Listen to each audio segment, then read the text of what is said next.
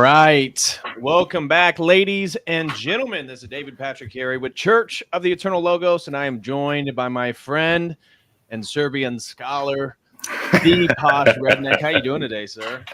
I'm doing fairly well. Thank you for having me. Well, I appreciate you joining me. I reached out to you because we have an anonymous Serbian sponsor for today's stream in which he wanted me to discuss actually some fairly tragic events in the 20th and into the 21st century.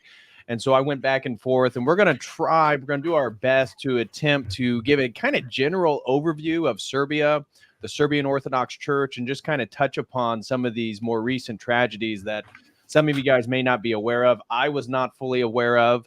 And so after doing a little bit of the research, I last week reached out to Posh. I was like, hey, brother, I'm doing a stream on Serbia. Do you think you can help me? And he was more than gracious to join me today. Happy to be here. Didn't have time to prepare much, but luckily, living here, you pick up on a lot. You obviously study history. That can't be studied without studying the church. I was born in the 90s, so actually just turned 30 last Friday. Glory to God. Well, happy belated. Many years to you. Let's not get too many.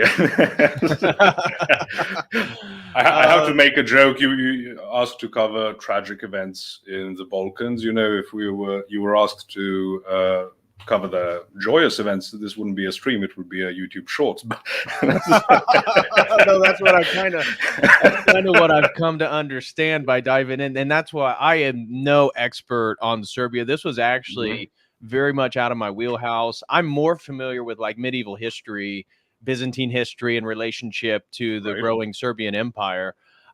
So I was not aware of a lot of the stuff that we may be covering today. So the goal is, I know the vast majority of the audience is Orthodox. The goal is to kind of introduce Serbia. What is Serbia? How did Serbia come about? And then who are some of the important saints and martyrs? And the persecution of the Serbian Orthodox Church that continues today that most people probably aren't aware of. So if God willing, if we do the job correctly, hopefully people have a little bit better insight into those topics today. But hey, last time we did a stream, I think we were doing one on discussing linguistics and like Alfred Korzybski's The Map is Not the Territory, that type of thing. Yeah. So this will be a little bit different change of pace here today. So again, I want to give a special thank you to our sponsor today. Thank you very much.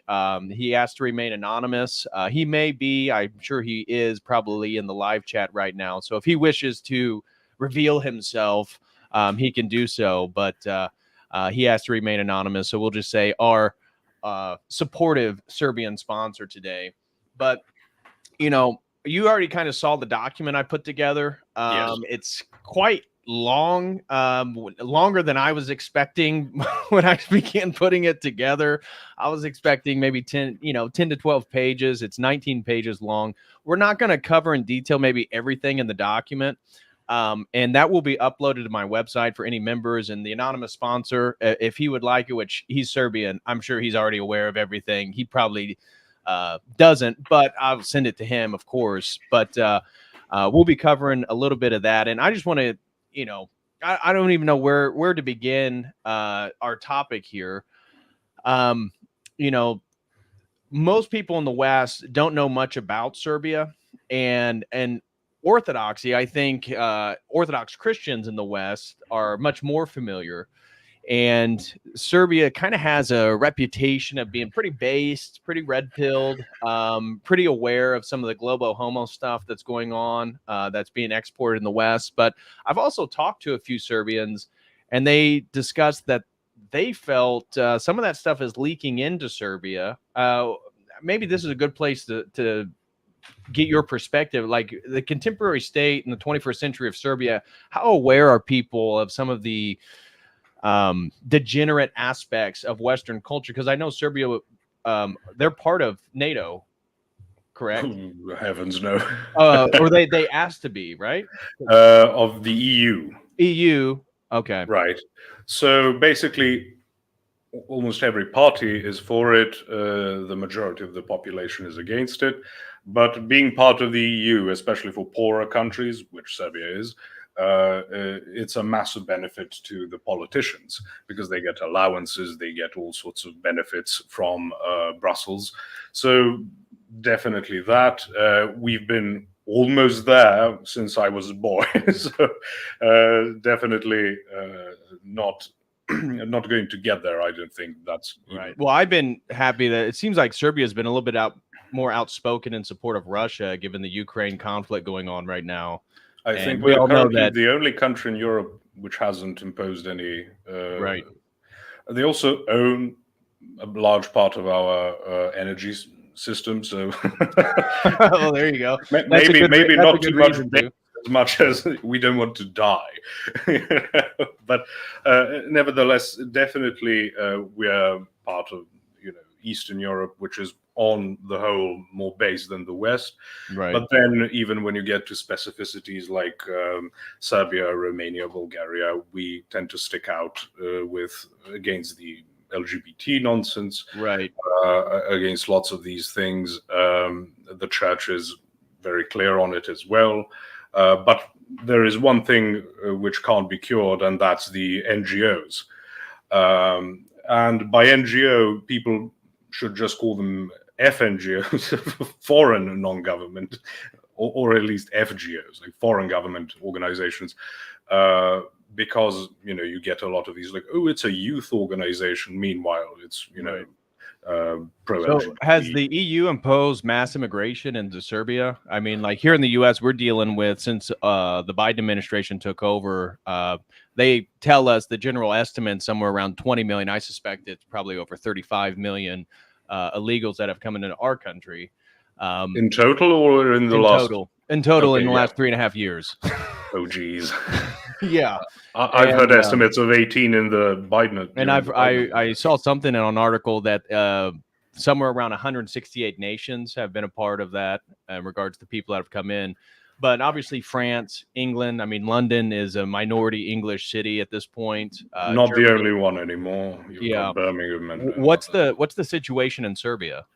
We're a passing route. We're not rich enough to retain any. We're not part of the EU, so we don't have to keep any.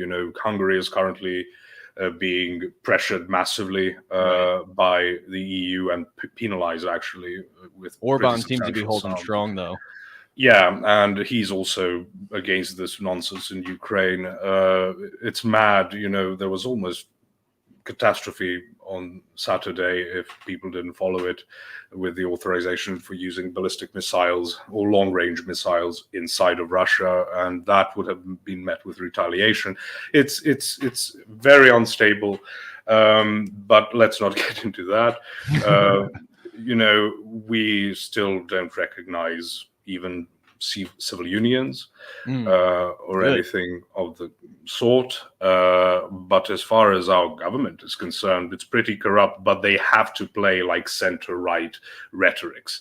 So they can't really do anything on that front, even though we have had like a prime minister who's a lesbian. Really? Oh, yeah. Wow.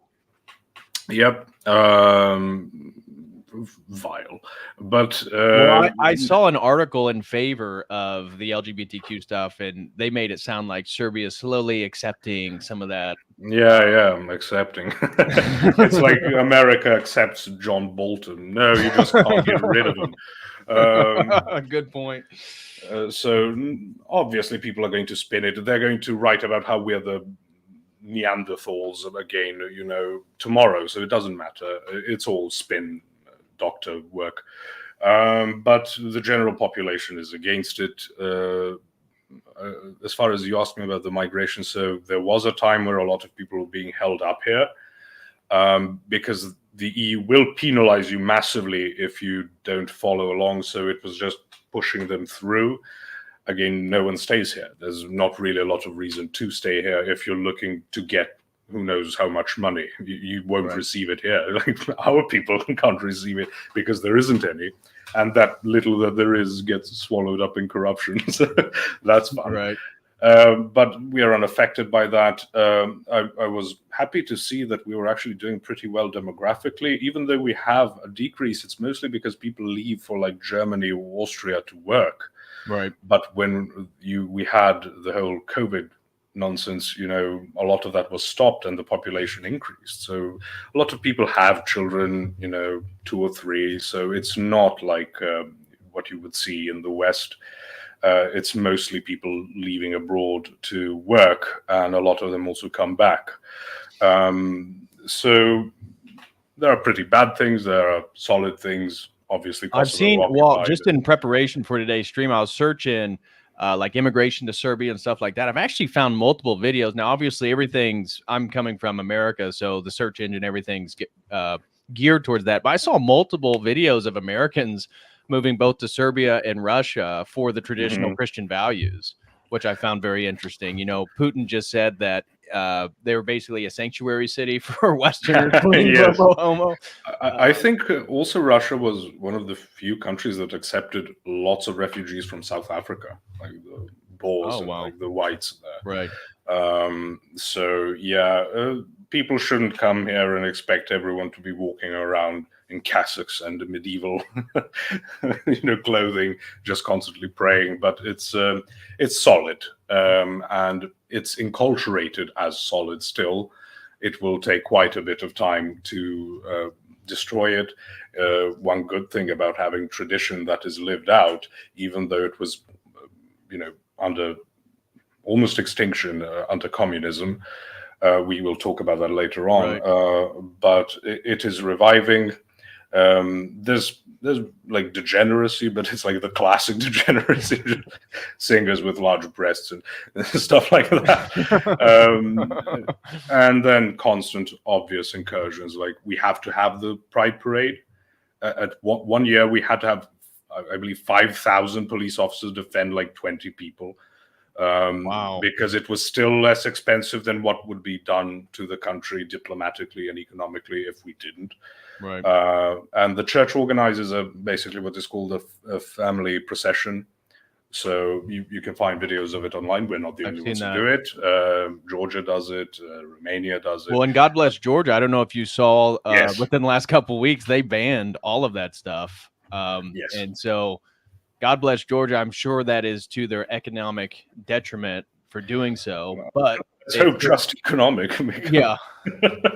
Because the West has been muddling about there for quite a while, including the war with Russia and everything. But it's a mess over there currently politically. So good, I say. But let's hope they don't get penalized too much, because the West is also has its hands full at the moment with Ukraine and Israel. So hopefully that will divert some attention from someone trying to be sane for a while. Right. But one of the things you talk about, the U.S. meddling and the military base that was built in Kosovo. Yes. Yeah, I mean that's part of the huge reason why the West was so involved in the bombing of Serbia and the establishment of that. Which in the West we're not told. We're told that Serbs were killing Albanians and all this different stuff, and therefore they came to enact peace. And of course it's the same. The Cheneys, the Clintons, it's the same rigmarole. The same people are involved. The Bushes, building the military-industrial complex, and so unfortunately, as an American, there's not a whole lot to be proud about. I feel like probably the same with obviously my country's more degenerate, but the average American is so different than the American empire and the exports that it gives around the world. And it's unfortunate, it's really just the East and the West Coast where people have adopted those values, where the vast majority of the country does not. And that's kind of brewing itself with the 2024 election right now. And this does feel like the sort of final frontier battle for the preservation of this country, for whatever, its Masonic Protestant legacy, whatever that is, and the good and the bad that this country comes with. But it certainly feels like it's at a precipice with Israel, Iran, Ukraine, Russia, all the stuff that's going on. Yes, unfortunately, I don't think it's. I don't think it can be avoided with urbanization. It seems that everywhere, doesn't matter the religion, doesn't matter anything. If you get a city large enough, people there are going to be poo libs. Let's not use the S Mhm. word. It just does something to the psyche. It just loosens you up. It disconnects you from any, honest appreciation of the world. If you're the middle class of a city, if you're in the working class of the city, you will be basically like people in the smaller cities. But middle class, bourgeois mentality is a poison on every single continent, every single religion, every single ethnic and racial group. It can't be helped. Right. Starting from, obviously the French Revolution, which is the French bourgeois revolution. Right. It wasn't the peasantry, it was the city folk who Right. overthrew monarchy, etc. And they're the most easy to manipulate. They don't have like a class consciousness. The working class does, the upper classes do. The middle class is in between, so you can push them around depending on your needs. Right. Very appreciated. Screwed Up Rebellion throws in $2, says, God bless you, DPH and Posh. Well, thank you very much, brother. And I just want to remind people, if you want to support today's stream, we haven't even really got into the topic. We're getting ready to.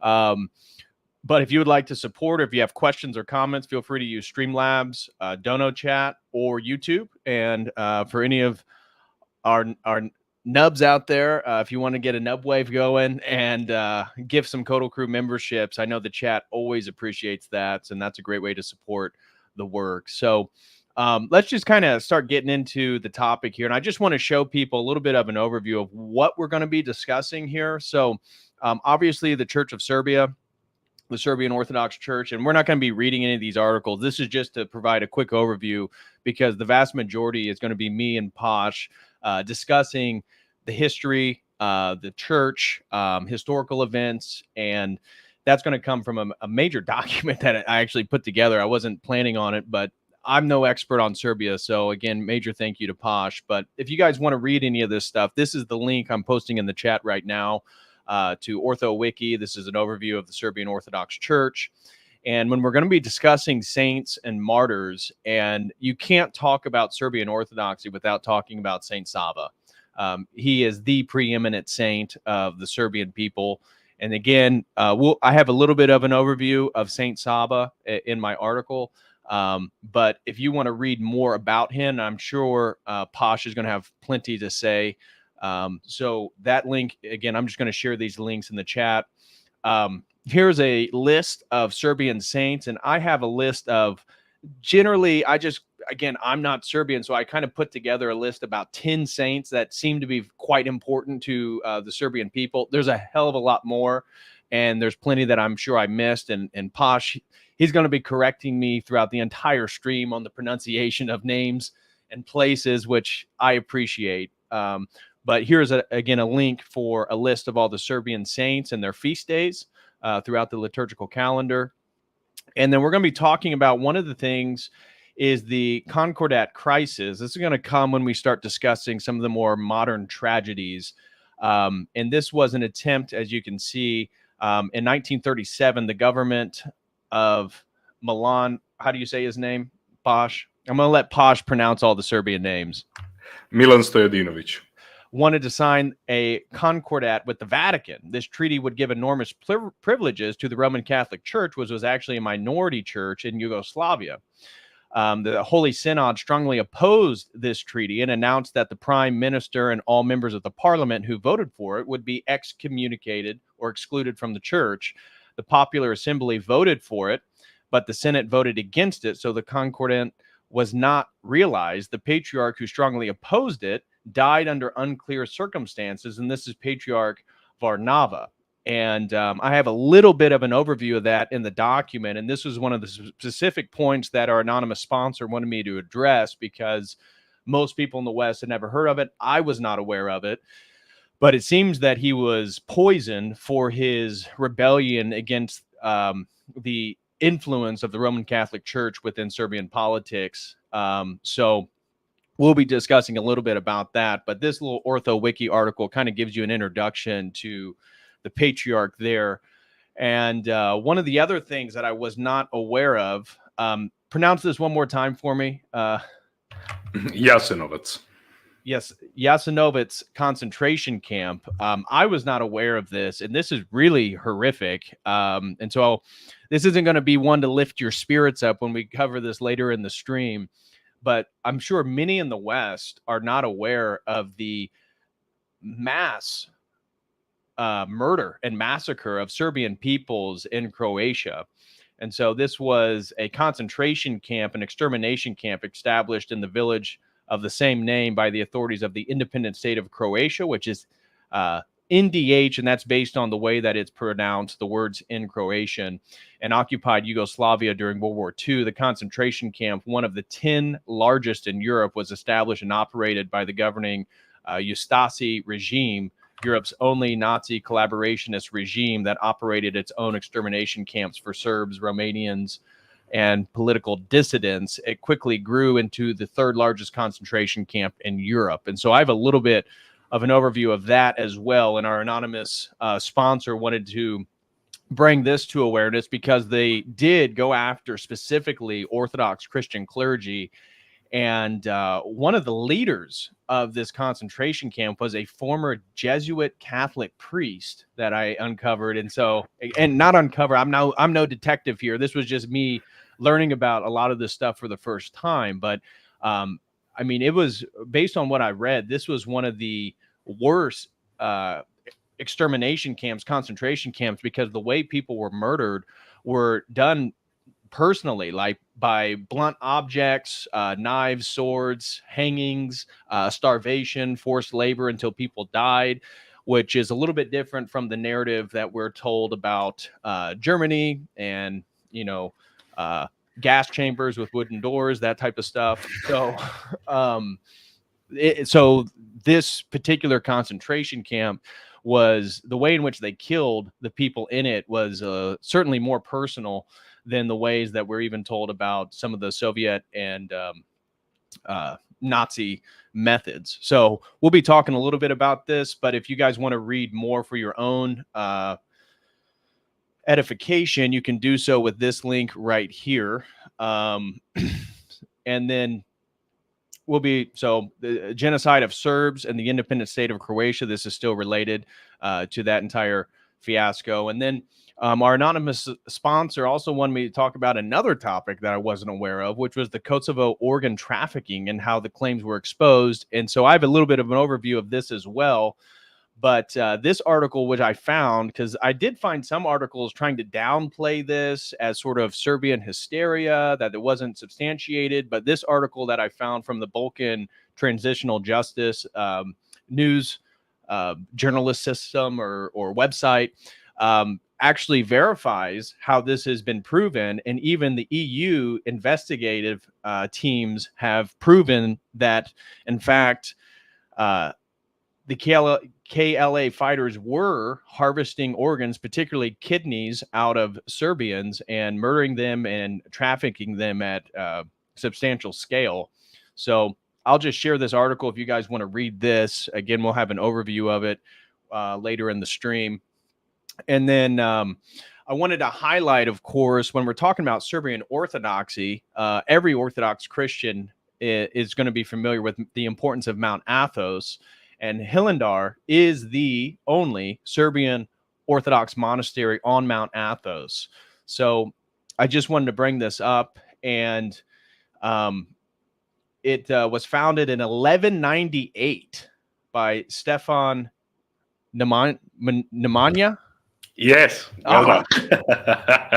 We got over the J. Yeah, I know. I keep pronouncing when we were talking backstage. I was showing him a little bit of what we were going to discuss today, and I always pronounce the J as an English speaker, and so I'll be working on that as we go through today. But 1217 is when the Serbian Orthodox Church really gains its autocephalous identity, yes. And it's 1371 with the battle. Maritza, where unfortunately the Serbs were, this is the height of the Serbian Empire. And we're going to be talking, and this is kind of right in Pasha's wheelhouse, is medieval history, Serbian history during that period.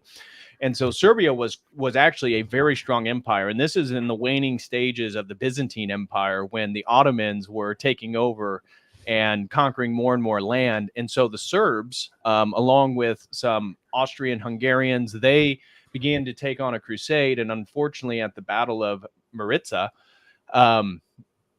20,000 Serbs were killed while feasting at night. They were not aware that an Ottoman presence was in the vicinity, and 1,000 Ottomans were able to essentially massacre. And this was really the point in which the Serbian Empire began to decline significantly.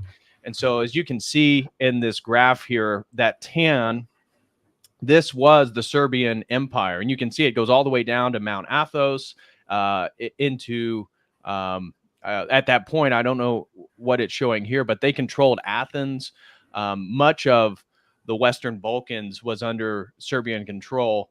And after this, really Serbian history is kind of marked by a resistance to exterior pressures, and really some of the martyrs and warriors are, and Posh will talk about it. We have specific people to mention, but are martyrs and sort of are symbolic heroes of the Serbian people, of self-sacrifice and defending of their nation, their faith, and their people.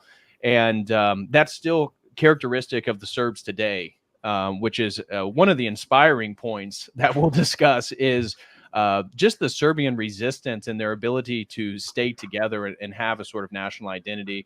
Of course, the Battle of Kosovo, which was just 18 years later, which was unfortunately a defeat to the Ottomans, and kind of marked the Ottoman dominance of the Balkan region until later, when Serbia was able to gain its independence. So, and then of course, for those, another thing that's so interesting in Serbia, arguably the greatest basketball player in the world and the greatest tennis player right now are Serbs, which I think is incredible. Yeah. I mean, what are the chances that a small Eastern European nation is also the home of two of the better athletes? Now, the Joker, Nikola Jokic, not the most athletic person in the world, but certainly effective. I like basketball. Not a big NBA guy, just because of the social justice and all the politics involved. Is probably one of the worst professional leagues in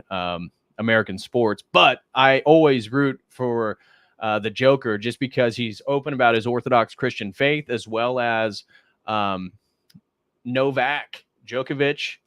And he was one of the few. There's multiple people, if you guys saw in the recent Olympics in Paris, that various Orthodox Christians from different countries would cross themselves after victories. A few of them actually were reprimanded for that. Novak would pull out his Orthodox cross in the interviews, in spite of this sort of secular demonic force that would not allow anybody to promote their religiosity or their devotion to Christ. So big fan of both of those individuals. And I think they're sort of a bright light in the state of world sports right now, especially with all the degeneracy and the promotion of whatever the narrative is. These guys stand against it. And of course, Novak refused to take the jibby jab in 2020, which gained the ire of, Rafael Nadal, the other tennis player, who he's kind of fallen off since then. And Novak continues to win. So that kind of it's just a quick introduction to, Serbia, some of the topics. But anything you want to say before we start getting into the document and some of the stuff that I put together? It's a good overview. I'll introduce anything during the conversation proper. Okay. So before we start diving into, so here's my article here, or my document that I put together, and it is 19 pages long. We're not going to be reading the whole thing to you. We'll be highlighting some of the more important points, and Posh is going to be here to really provide a Serbian perspective, because I'm not Serbian. This is an outsider who I know more about the Byzantine Empire than the Serbian Empire and Serbian history. So a lot of this stuff was new for me. But before we dive into that, I do want to say, smash that like for everybody who's here. Again, if you have any questions or comments, please support my work with the super chat, comment, or question, or gifting some COTEL Crew memberships. And again, a major thank you to our anonymous Serbian sponsor for today's stream. I want to just do a quick shilling real quick. And if you guys would like to support my work, again, this entire document, just like the last sponsored stream, will be available tonight on my website for members that have just the basic $5 membership. You get access to an exclusive video library of things that maybe aren't TOS appropriate on YouTube. And then I have all my research documents. I begin putting them up there. People have really appreciated that. And then, of course, we have a think tank of guys, it's all Orthodox men around the world. And we talk about the latest happenings in culture and politics and the movement towards the end times, whatever it may be, Orthodox eschatology. So if you'd like to join our think tank or the fitness membership, which we meet on the first Monday of every month, or get access to today's document or all the videos, please do so with that link right there. And also, if anybody would be interested in signing up for a one-on-one session, you can do so with this link right here as well. We can talk about any topic your heart desires in a private Zoom meeting. And again, if you would have a topic you would like to sponsor a stream for, please do so with this link right here. I would greatly appreciate that. And I will reach out to you, and you can kind of tell me, just like our Serbian sponsor today, kind of the topics you're most interested in, and then I'll try to craft a stream around that. And also, as I've talked about before, if anybody is interested in some of the eschatology that we've discussed and the prophecies of the end times, which includes many contemporary saints within the Serbian Orthodox Church, I'm working with a non-for-profit organization called the Eschaton Vigil, in which we are translating many of these prophecies and thoughts, comments, reflections by contemporary saints into English for the very first time, so that English speakers around the world can kind of get access to the wisdom of Orthodoxy, which we don't have. But if you're Serbian or you're Russian or you're Greek, you kind of are embedded in an Orthodox culture that we don't have in the West. And so if you would like to get access to all that stuff, please check out the eschatonvigil.org website. We would greatly appreciate that. So, all right. With all that being said, now let's really focus on today's topic. So my document here, I begin with a characterization of the Serbian people. And this was actually the last thing that I put together on this document after reading and doing much of the research. And Posh can kind of give his perspective as a Serbian, which I'd really like. But my takeaway from learning about the Serbian people and their history is that bravery, resilience, and devotion kind of sums up their history and why they're still intact today, despite the multiple historical attempts to break those people apart. And so, Posh, if you have anything you want to specifically say, I can read through some of these key aspects of why I make that point. But how would you describe the spirit of the Serbian people as a historical phenomenon? Will we say that Jim Bob said, and alcohol? Shout out to Jim Bob. God bless you, bro. We should have brought Jim Bob for this. He would have given the most honest outsider perspective on served. Him and Andrew Wilson. Yeah, salted weasel and all of that. But yes, it is a very martyr heavy history. For some, that is our cross to bear. But it has produced the national sport of spite. We are very spiteful in the sense of just doing something for the sake of, being against the powers that be. Obviously, through the Ottoman conquests for hundreds of years, and then later on with the world wars and then communism, it hasn't been an easy 700 or 600 years or so. Right. But luckily, and I should say thank God, I don't mean it's some mere luck, we persevere through both devotion. The church has preserved the cultural heritage of the Serbs through the occupations, through all sorts of, catastrophic events. So people are very close to it. Even if you're not particularly religious, you have this love of the church for those very reasons. A lot of history is also centered around the opposition towards the Mohammedan faith, because that is what the Turks brought with them.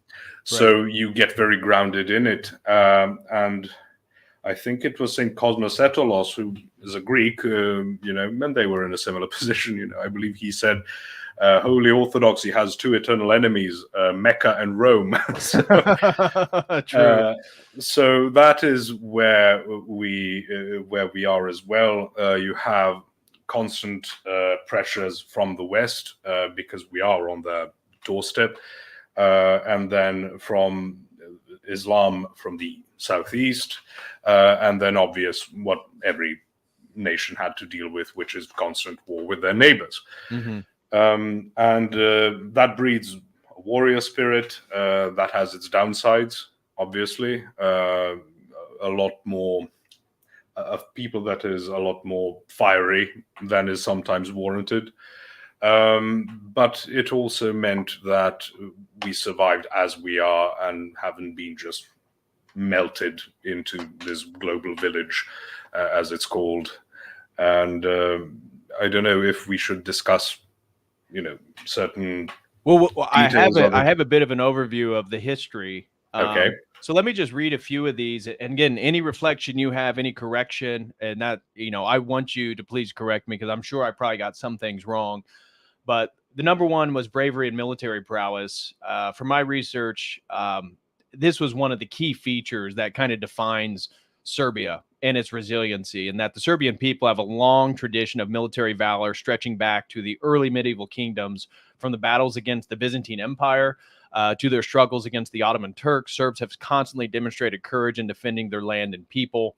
And the Battle of Kosovo, which we'll mention here in a few, in 1389, though it was a military defeat, has, from my perspective, became a symbol of Serbian heroism and sacrifice. And Prince Lazar, you say it for me. That's going to be difficult for anyone. That's Lazar Hrebeljanović.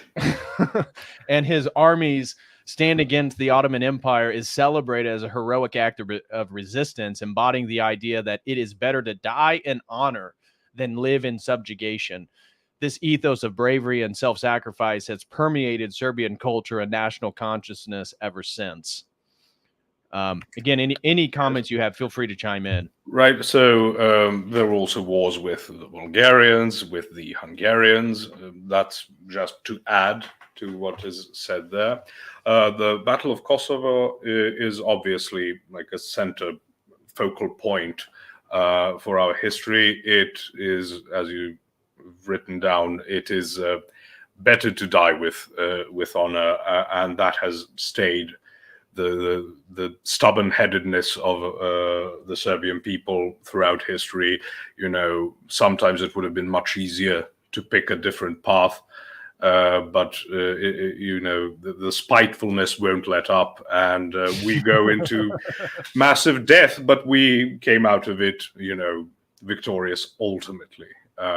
This would be the same in the First World War, where about a third of the male population was gone. So yeah, fun stuff. Right.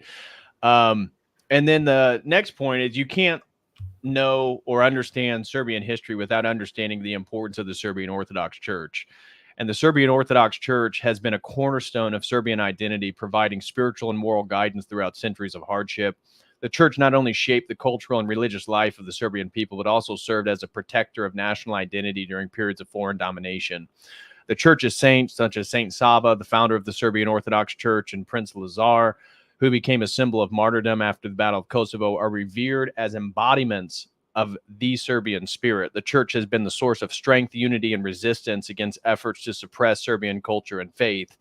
In fact, and this is going to relate to when we look at the concentration camps and the persecution within the 20th century, this is why the Serbian clergy were specifically targeted, because some of the Croatians, they felt like the ultimate way to undermine Serbian identity was to destroy the Serbian Orthodox Church. Yes, forced conversions are always part of this attempt at assimilation. The Croats are Catholic, so it's not the Croatian church, it's the Catholic Church. I don't mean that means Rome was okaying everything they did, obviously. But at the same time, this was constant and especially prominent in the Second World War with the independent state of Croatia. Nowadays they like to talk about how Nikola Tesla was a Croat, but basically his entire extended family was killed during the Second World War in these camps and in different raids and stuff. But now they put him on like a cent or whatever. That's good. Makes up for it. But the church was definitely there as we can talk about Saint Sava in particular, my namesake. For those who don't know, my name is Sava. He not only gained autocephaly for the church, became its first archbishop. He also founded many monasteries and schools, which is why in Serbia he's the patron saint of education. So when we would go to school as children, we would celebrate that day. The choir, the choir would sing like hymns to him. We all know them. You know your national anthem and the hymn to Saint Sava. That's right. That's a basic requirement. It's a feast day. You don't have classes. You have like recitals and plays and things like that. That's throughout Serbia. And as I said, patron saint of education for that very reason. And when we get him, we'll get into details. Right. But for that very reason, people would go to monasteries, especially to get educated. There were also hospitals. We have even from some remains unearthed surgical equipment for very serious interventions. So it wasn't just putting ointment on burns and stuff. It was serious medicine for its time. And throughout the Mohammedan occupation, obviously, where else are you going to go? There were plenty of pressures. You had to pay what's called the jizya, right. The special tax allowing you to stay Christian. Right, for people of the book, so Jews and Christians. Yes, we get that special privilege. Well, compared to being killed or converting, at least there's an out. But it was difficult. Sorry. No, you're all right. So we're going to run through a few of these. It started raining very heavily. I was concerned. Does the microphone pick it up too much? No, we can't hear it. Oh, okay. No, you're fine. And then my next point was resistance against foreign rule and oppression. Just to get through these real quickly, following the fall of the Serbian Empire in the 14th century, Serbia endured centuries of Ottoman rule, which Posh has already noted. Despite this, Serbian people maintained their cultural and religious traditions, often at the defiance to assimilate them. In the 19th and 20th centuries, this has continued and characterized by uprisings and wars for independence as Serbs fought to liberate their homeland from Ottomans and later the Austro-Hungarian control. Figures such as, you want to say those? Yeah, Karađorđe Petrović and Miloš Obrenović. Leaders of the first and second Serbian uprisings and celebrated for their role in reclaiming Serbian sovereignty. Yes.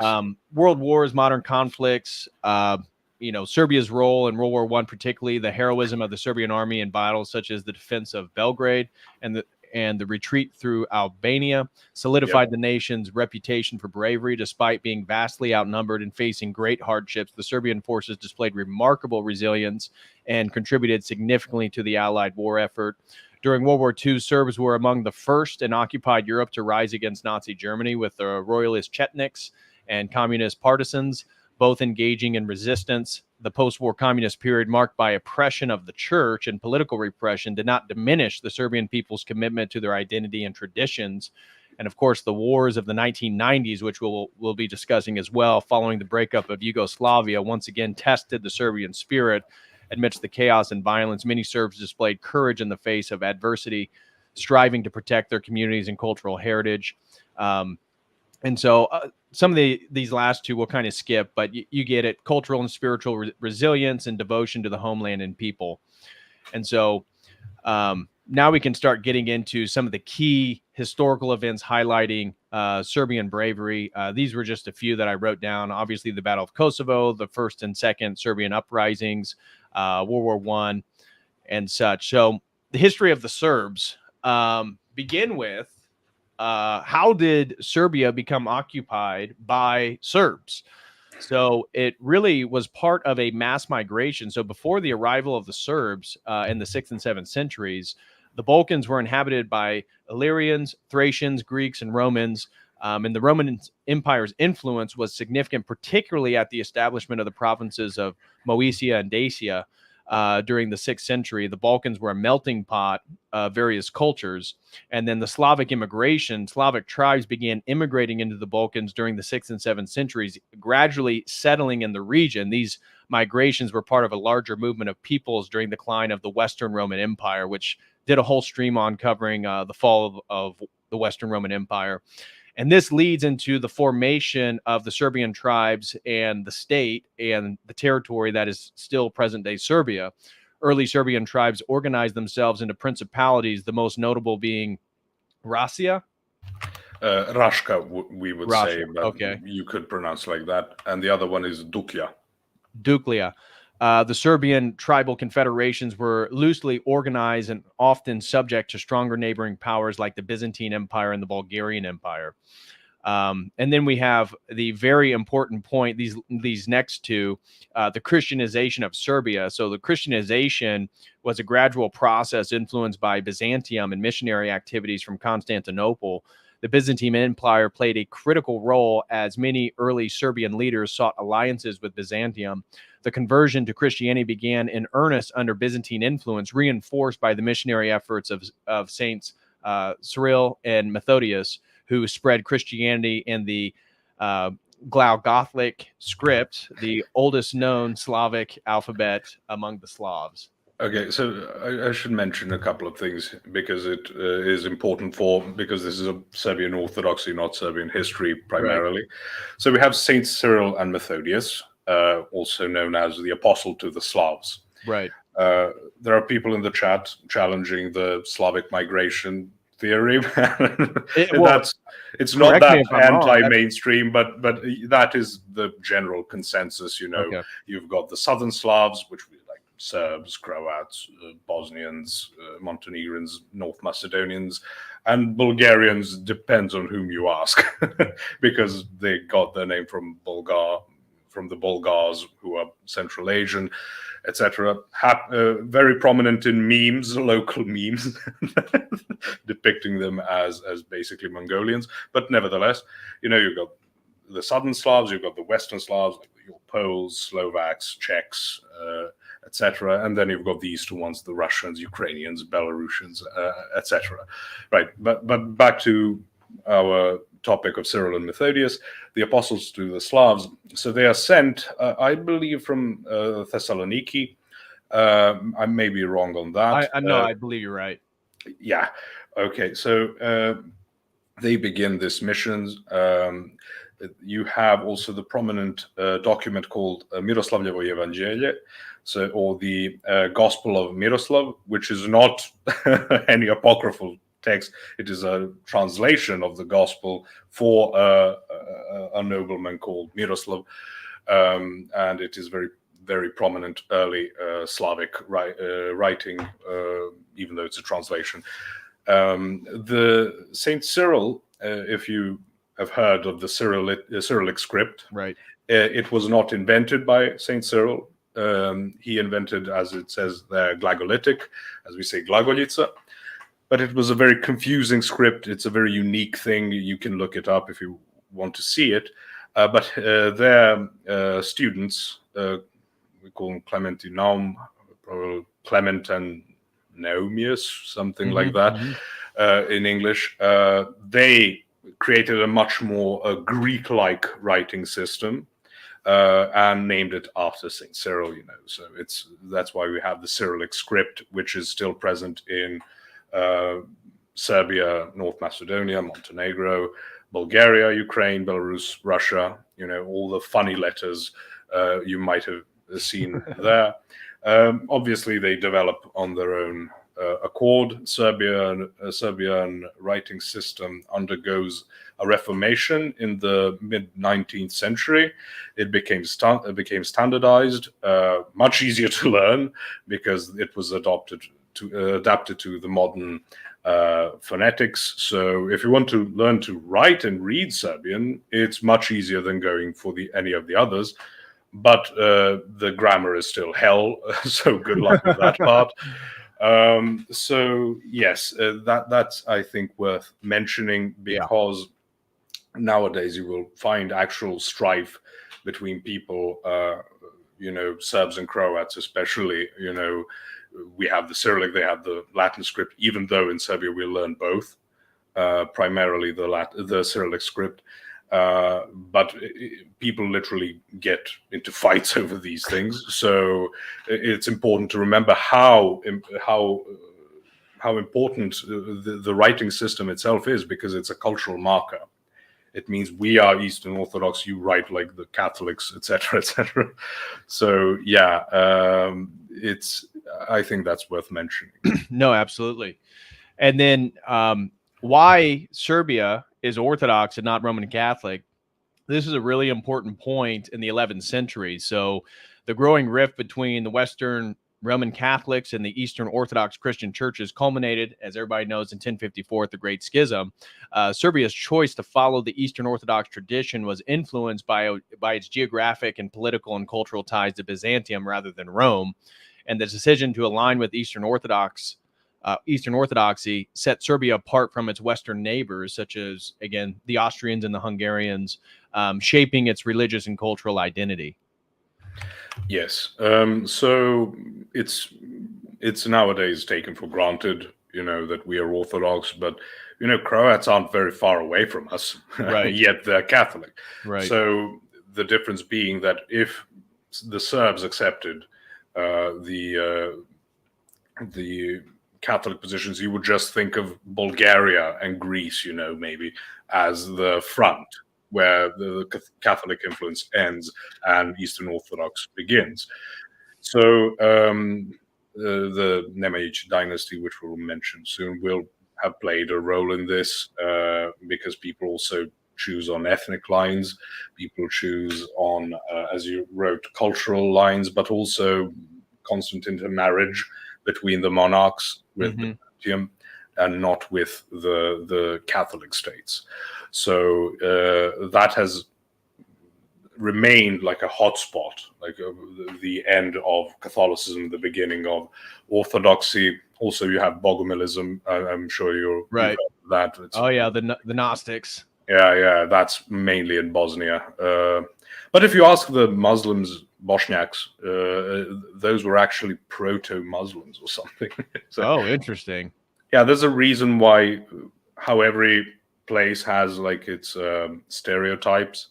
The Bosniaks get the one for being stupid. it's something founded deeply in history.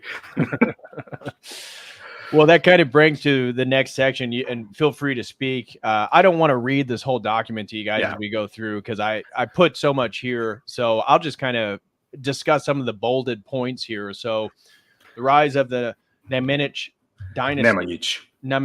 dynasty. So you have Stefan and the rise of his dynasty. That's 1166 through 1371. Again, 1371 is that battle at Maritza. Yep. And that's kind of the decline of their empire.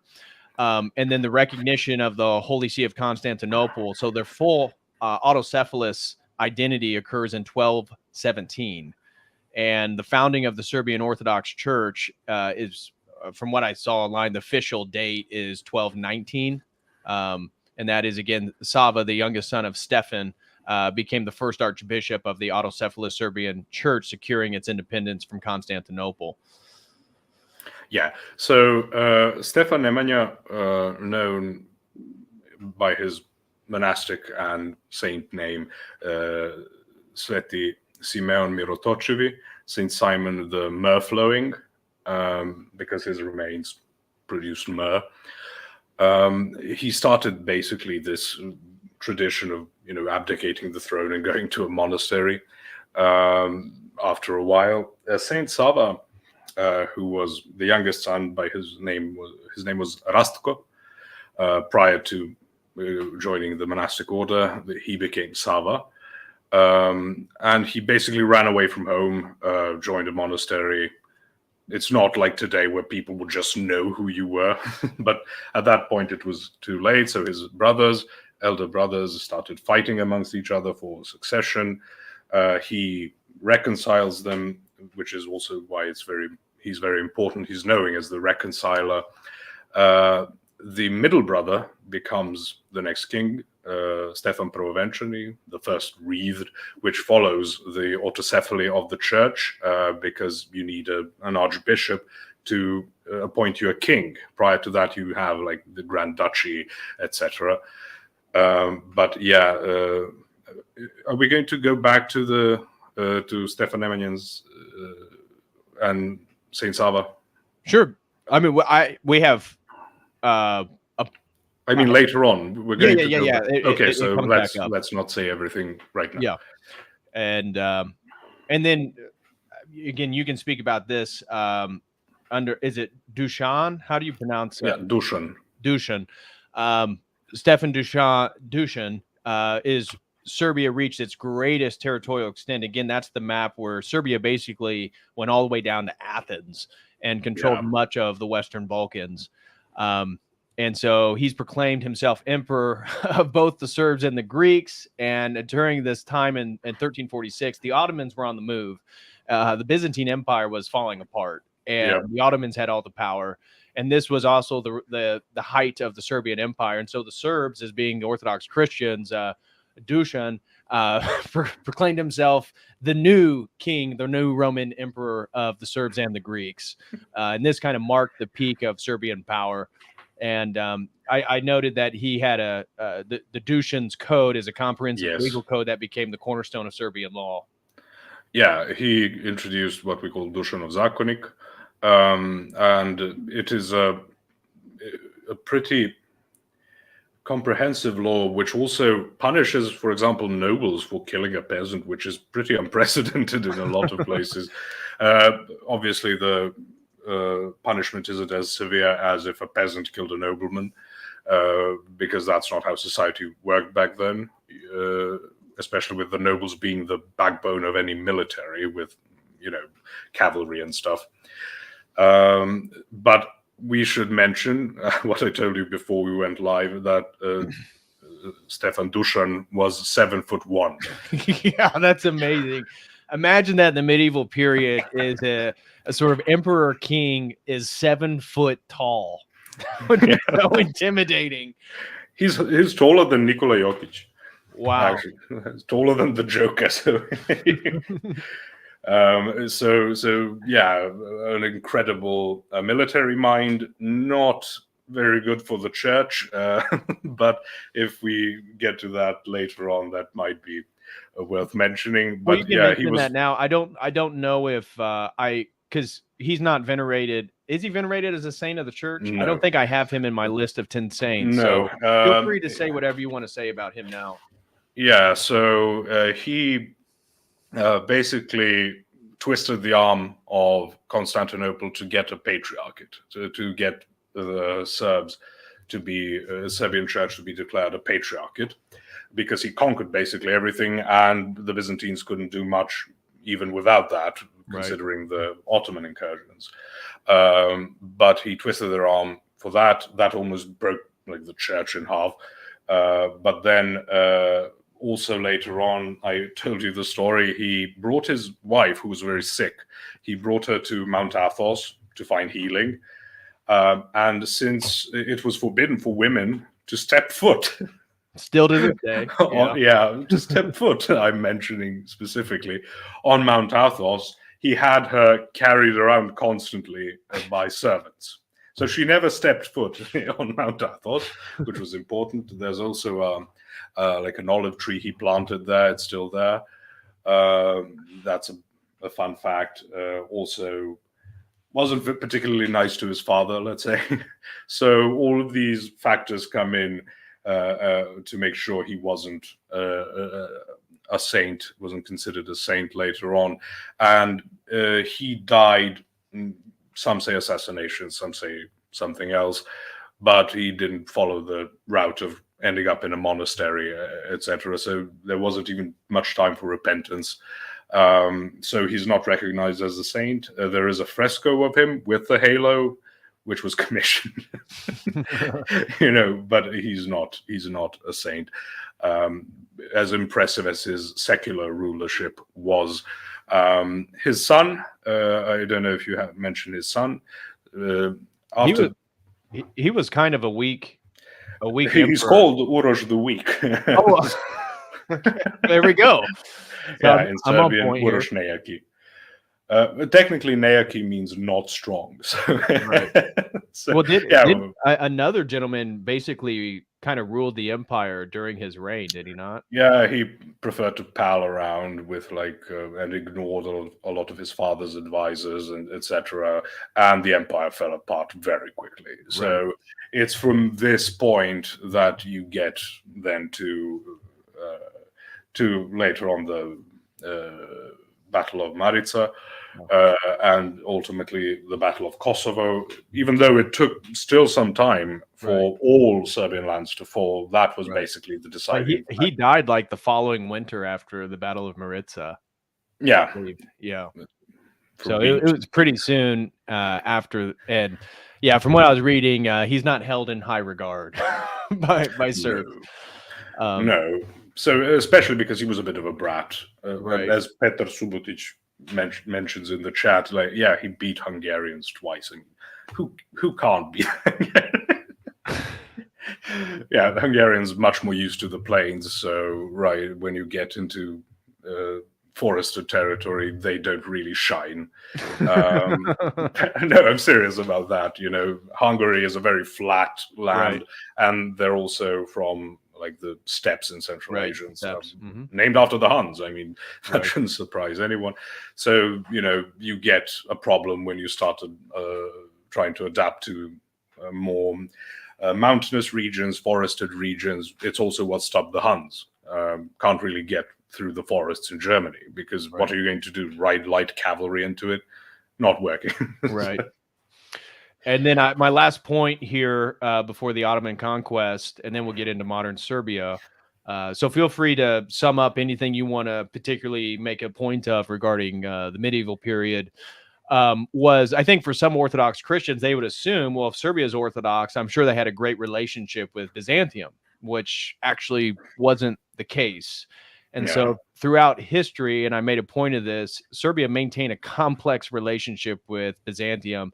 While frequently in conflict, the two states also shared deep cultural and, as we said, religious and diplomatic ties through marriages, as Posh noted. And the Byzantine influence permeated Serbian art, architecture, and religious life. But despite both empires being Orthodox, there was significant conflict between the two. And with Bulgaria. And with Bulgaria. It shouldn't be an expectation, I should say, because England and France had good relations because they're both before all the Anglican nonsense. No, there's no such expectations. People were constantly at war with everyone else, and even the Pope doesn't really help you there. So. No. He was interested in maintaining his papal state and keeping Italy disunified. Yep. So, and even then, constant wars with France, like with Milan and France, and you can't escape it because it's what plagues humanity to this day. Lust for power isn't going to go away unless you're actually deeply religious. This lackadaisical Christianity isn't going to prevail that easily. Vatican heretics. Oh yeah. many did. So, but not very fond of that. Even though he allowed for like their traders and stuff to go through, so he wasn't some brutalist, but not a fan of the Roman Catholic Church. No. And then I just have a small section here on really a major significant part of history that spans multiple centuries. So this little paragraph here is really not indicative of the whole thing, but the Ottoman conquest and decline. So we mentioned the Battle of Kosovo, but the Ottoman rule. So through the 15th through the 19th centuries, Serbia remained under Ottoman rule for several centuries, during which the Serbian Orthodox Church played a crucial role in preserving national identity and cultural heritage. Despite repression, the church remained a bastion of Serbian tradition and spirituality. And this gets back to why I talked about devotion, resilience, and bravery as part of the Serbian spirit, because without the Serbian Orthodox Church, I mean, that really was the pillar that the glue that kept the whole thing together throughout history, whether it be the Ottoman rule, whether it be in the contemporary period, as we began the stream kind of talking about the culture and the vibe in Serbia today in the 21st century. It's still the church that has a permeating impact on culture, values, and societal norms that without which they'd probably fall victim to the degenerate West and everything that's being exported around the world right now. Yes. So a couple of things about the Battle of Kosovo. So the Ottoman Sultan didn't make it. So Milošević was pretending to go to surrender and brought before the Sultan, and he basically took out a knife and stabbed him in the belly. So they lost the Sultan. He died, obviously. He was executed immediately after it. But Serbia was already in very dire straits, lots of internal fighting because the empire is falling apart, so everyone's grabbing what they can. You could say that because the Ottomans retreated, but that was mostly because the Sultan was dead. They had massive numerical superiority, and they were in good condition. They were on the warpath, ultimately being stopped at Vienna. You know, if you study history up to that point, right? That was the furthest Ottoman incursion into Europe. Yes, defeated by the Hussars, who were from Serbia, by the way, not the ones that were fighting there, but the tradition and like the funny stuff from Gusar, you get Hussar, but they were a bit of an outlaw group known by that name, and they fled from Serbia northwards and became what they became in Poland. So I'm not saying we deserve the credit. I'm saying that's how you get the whole thing, because Serbia had a lot of heavy cavalry and stuff. Right. But in Kosovo, Tsar Lazar, as we call him, he wasn't a czar. That's more of a term of affection. He was a nobleman, but he died. He is still seen as this great martyr. His wife, Milica, is also a saint. Yeah, basically that's when you had the final push, and then it was all just minor skirmishes as the Ottomans progressed. As far as the Ottoman rule is concerned, it lasted all the way up to being finally pushed out in actually 1912. So you mentioned the 19th century. That's when you get some of Serbia being freed. You get some Serbian independent territory, but not fully liberated until the First Balkan War, which you have. I remember you showed it somewhere, but yeah, that was in 1912. That's when you get the final push from not just Serbia, but Bulgaria and Greece as well. Right. And now getting into modern Serbia. So the end of the Ottoman rule and the struggle for independence, 19th century, even though you just mentioned we're not totally out till 1912. Again, I'm an outsider. I was reading general overviews of history, so forgive me That's just what I've gathered to kind of put this together. And that's why, again, we have Posh here to give a real Serbian perspective, somebody that actually lives there and has Serbian blood. But the first Serbian uprising, 1804 to 1813, the first Serbian uprising led by George Petrovic, known by his title Karageorge, which is what the Turks call him. Kara in Turkish means black. If you've heard of that, like medium-sized cat, the orange one with black ears, it's called a caracal. Yeah. That means like black ear. So that's that thing. But Karageorge means like Black George. And that's what his dynasty is named after. They become prominent, and we still have people from that dynasty alive. Not very based. one of them is very based, but the current person who would be king, not really, palling around with Biden and stuff. Oh my gosh. Yeah, but they were out of Serbia since the Second World War. So yeah. I see. And so go ahead. I don't want to cut you off. I was just going to go ahead. So Karageorge Petrovic, he leads the first uprising. So starts off well, but ultimately is crushed. There was some infighting, and the Ottomans were reacting very quickly. But Karageorge was ultimately forced out. He was killed, some say by his kum, like a god brother. I don't know what exactly you would translate it as in English. You have different terminology for it, but what we would call kum. So he dies, and then you've got this culling period, basically, like Setraknezova, a lot of prominent Serbs were being killed, which didn't actually quell things. It actually made things much worse. People were completely pissed right now at that point. And then you have Miloš Obrenović. You have the Zbor u Orašcu, what is called like a gathering of prominent people with the blessing of the church, leads a second uprising, which was ultimately successful, with all the difficulties that also followed it. But that's basically when you get, that's why it said the 19th century in your notes, because this is when you start having Serbian independence. Like first time since the fall of the empire. Yeah. And okay, so we can move on because and then 1830, we don't need to talk about autonomy, gradual sovereignty. Yeah, we got it. Full independence and expansion, 1878, 1918. We have the Serbian-Turkish Wars, 1876 through 1878.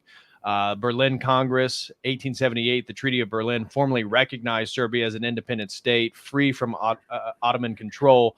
This international recognition marked a major milestone in Serbian history, allowing Serbia to pursue territorial expansion and establish itself as a regional power in the Balkans.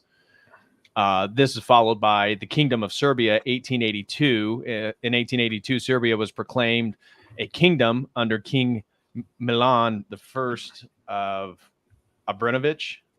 Good, Milan Obrenović. I'm getting better. Yeah.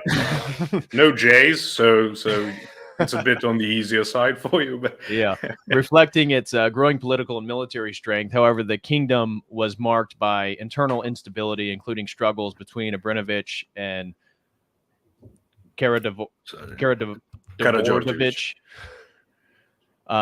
dynasties, political assassinations, pressures from Austria-Hungary, and then we have these are the descendants of the two, like one from Karađorđe, the other one from Miloš Obrenović, and you have these two dynasties who keep overthrow each other, and then you've got some who are more pro-Western, as in pro-Austria, and others who are more pro-Russia, and so you've got also that play going on there.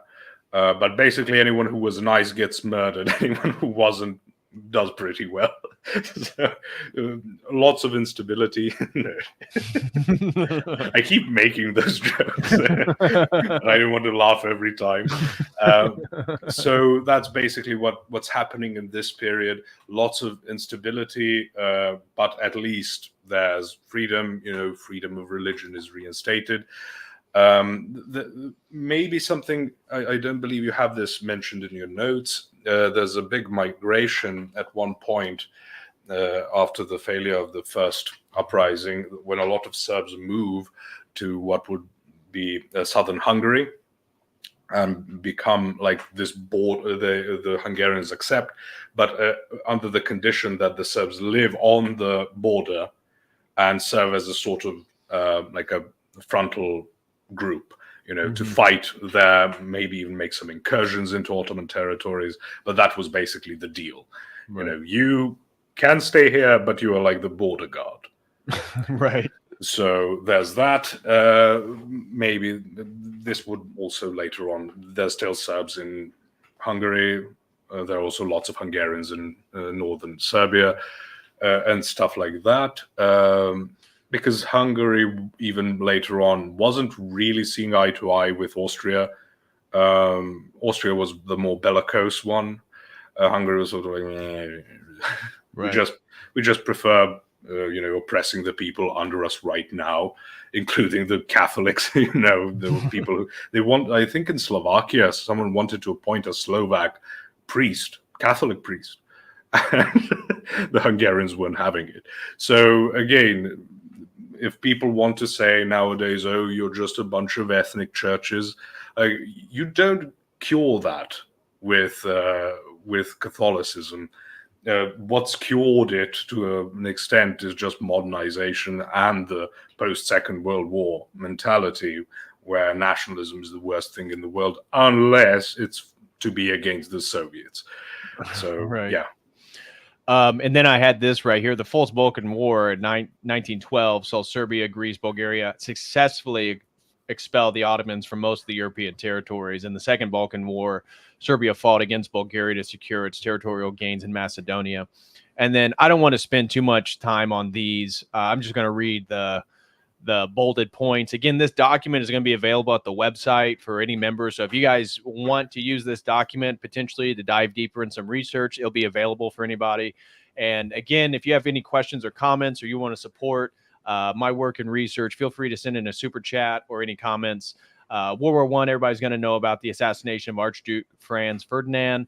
1914, Serbian armies retreat and victory, 1915 through 1918.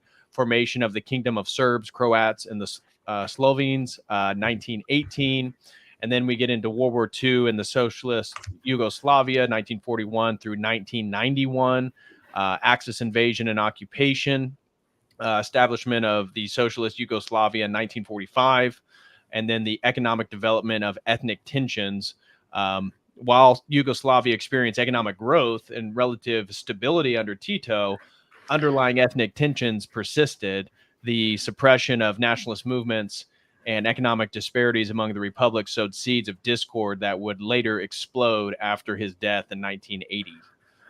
So just a few things to mention about the world wars, nothing deep. The assassination of Franz Ferdinand with Gavrilo Princip. For those who don't know, the reason he was killed was because Bosnia had been annexed a couple of years prior by Austria. Like, it wasn't like the Austrians were there for who knows how long.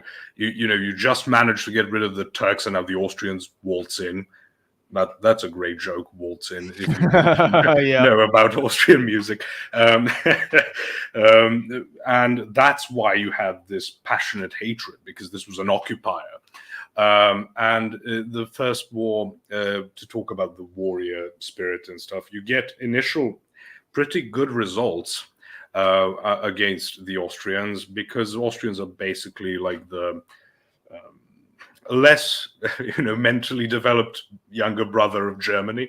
So not very competent. Their forces are speaking different languages and stuff, so it's complete disarray amongst the forces. But you get like the Battle of Cer and Battle of Drina, etc. So you get initial Serbian victories with a much smaller country that has just gone through 2 wars, and didn't fall until the Bulgarians jump in from the east, and then the army has to retreat along with the king.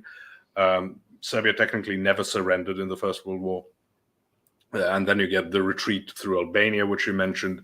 A lot of people die from cold and stuff. Reorganize at the island of Corfu, I think you call it in English. We call it Krf. So you get, basically becomes like a small Serbian territory the Greeks added. Oh, okay. So there you go. You're already on point. I'm predicting things.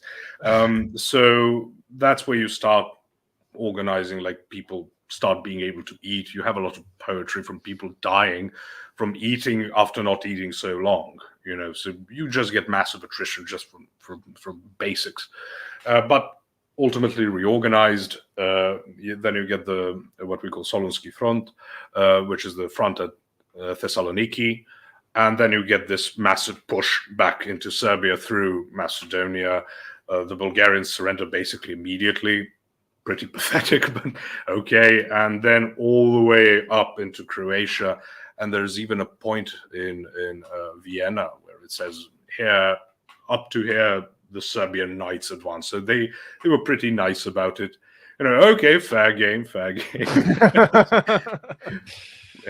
And in the Second World War, you mentioned Chetniks, which was the monarchists, the royalists, and you get the communists, the partisans. So, not to get into detail, obviously communists suck, but initially the West supported the royalists, but it was ultimately decided that Yugoslavia should fall under the Soviet influence bloc, and so they stopped, and now it was the communists who were being supported, which is why it ended up becoming a socialist nation, even though, you know, the West, being as wily as it knows how to be, still managed to get Yugoslavia to not align itself with the Soviets. So this was an entire crisis. There was a plan prepared for what to do in case of the Soviets invade Yugoslavia. But nothing came of it. Romania and Bulgaria, obviously Hungary, and then northwards to Poland become what we know as the Warsaw Pact, this Soviet satellite states. But Yugoslavia becomes this the unaligned, I believe you call it in English, like the League of the Unaligned, which included places like Egypt and stuff. So it's not, we didn't have the Soviet communism that you would probably expect. It was a bit lighter than that. It was more patriotic even in the beginning, like it would emphasize certain ethnic things, you know, sort of, oh, you can have some of them. The Soviets were much more brutal, much more philosophical in their approach, right. If people have studied the early Soviet history.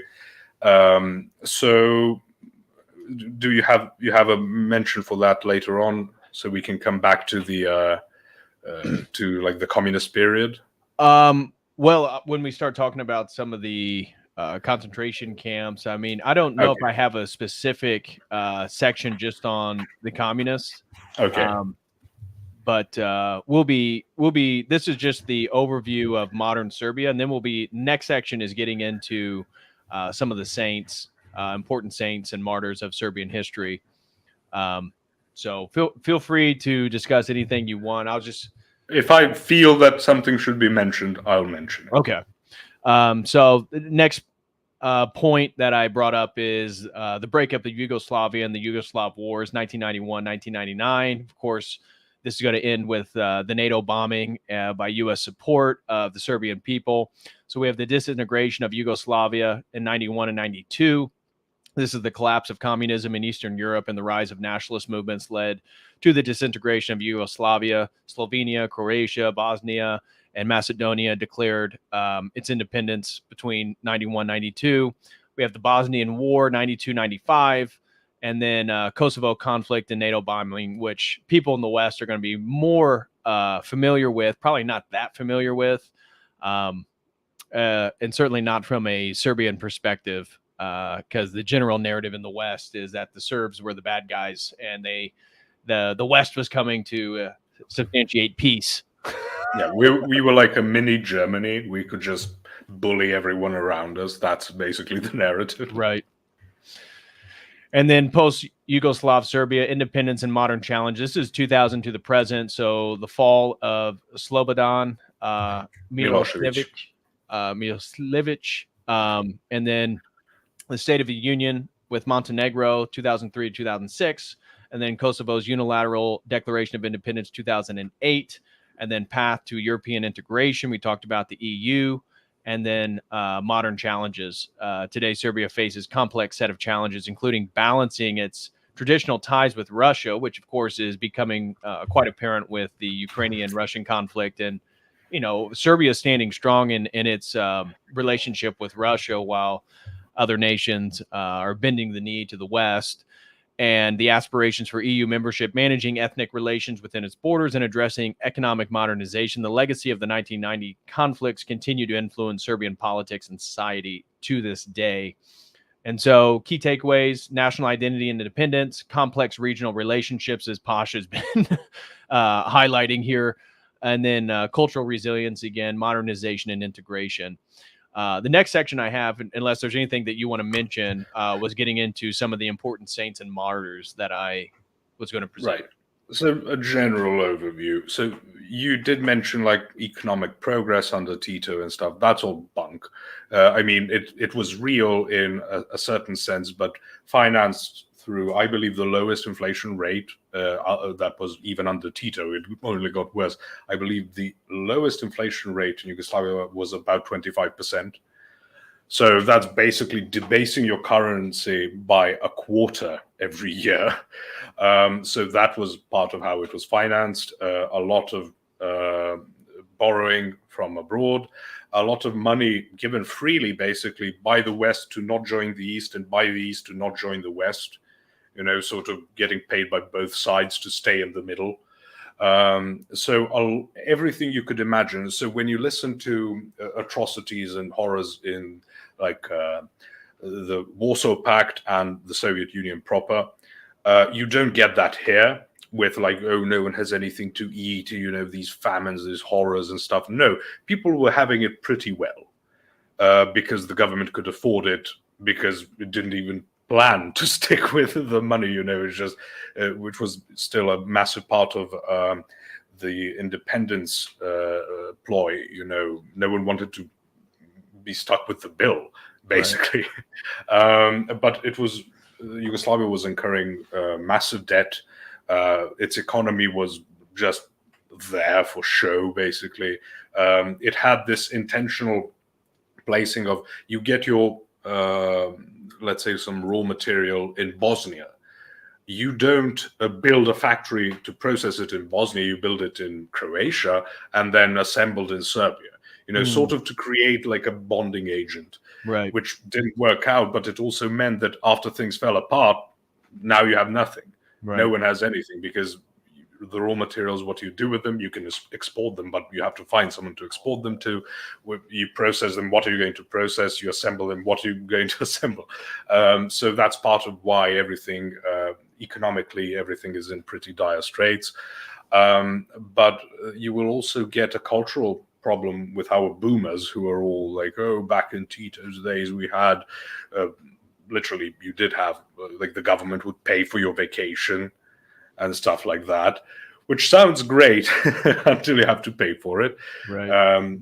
I feel a bit sorry for you Westerners, because you never got even that, and you still get the debt, the price of empire. True. I suppose. True. Very true. But after Tito dies, he was the person who was holding everything together. It was a cult of personality. His death is basically a day of mourning.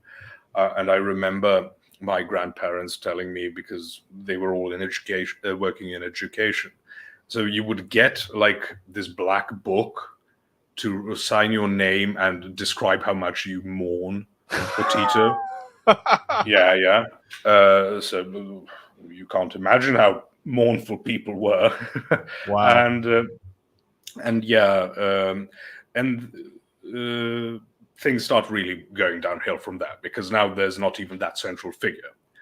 Also, his birthday was known as the Day of Youth, and it was all these folk dances and parades and stuff like that. So the typical thing you would expect from a communist country. Right. Another thing you would expect is political repression, because we didn't have you can't have rock music, in the Soviet Union. It's a capitalist degeneracy, but you could hear. There's even a genre called XU rock, which is pretty gay, but nevertheless, our parents' generation grew up with it, so they like it. To be fair, a lot of the 80s and 70s were gay everywhere, but we didn't have that. But if you spoke out against the system or against communism, that doesn't end well for you. So if you wanted to visit a monastery, you would have someone would have to record you having gone to a monastery, and then you might end up being questioned. So why are you going there? Are you some sort of religious extremist? Do you know religion is the opiate for the masses? Do you know that you could be charged with anti-revolutionary activities? That's kind of the point. Crypto Invader said the only price we paid for having Tito is damage to our religion and national identity. Tito destroyed religion more than the Turks did in 500 years. Big price, if you ask me. Yeah. So communists obviously have no soul. They don't care. They don't care about ethnicity. A Turk might respect a Serb. They show a lot of respect for example, for the Poles, for their breaking the siege at Vienna. Right. So a Turk could have a respect for a Serb, but a communist has no respect for anyone, because we are all human beings. We only have class divides. This needs to be destroyed. And if you're a widget that can be occupied, I mean, it's the total individualism where everybody's sort of nullified to just widgets that can be put and moved in different places. Right. And all cultural traces need to be destroyed. Right. How everyone, especially in the left, Western left, or in general, people who don't like America talk about, the genocide of the Native Americans. This is what America is built on. Obviously, plenty of that did happen, but no one talks about, for example, what the Soviets did. Right. They ended basically the monarchy in Mongolia.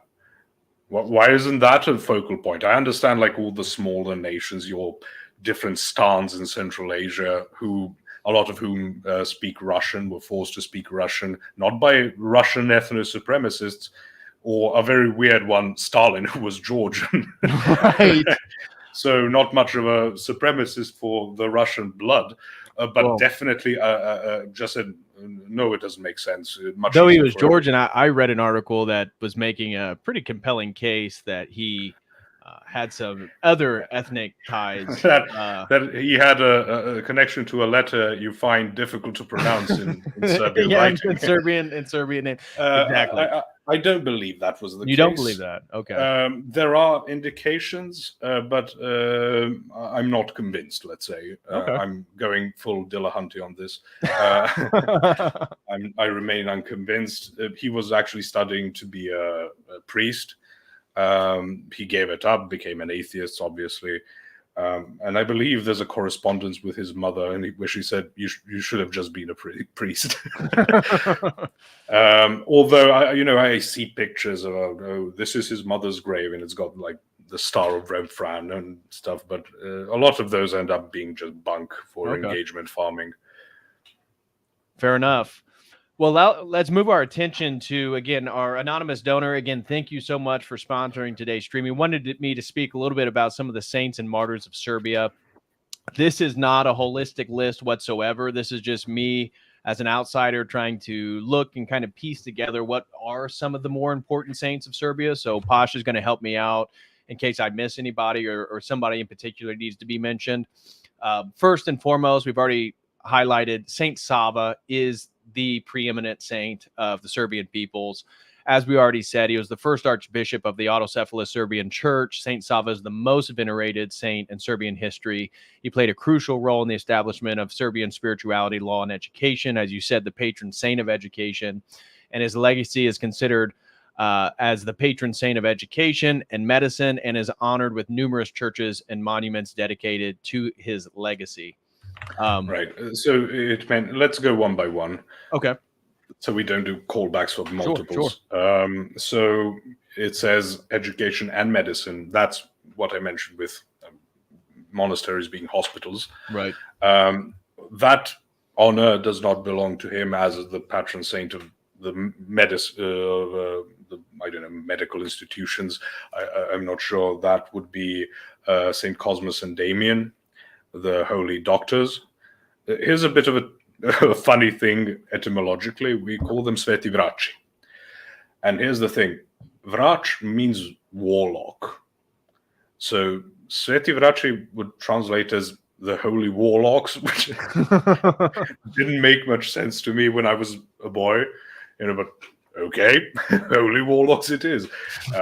Mixing your classes in your RPG, but later on, as I was learning Russian, the word for doctor in Russian, even to this day, is vrach.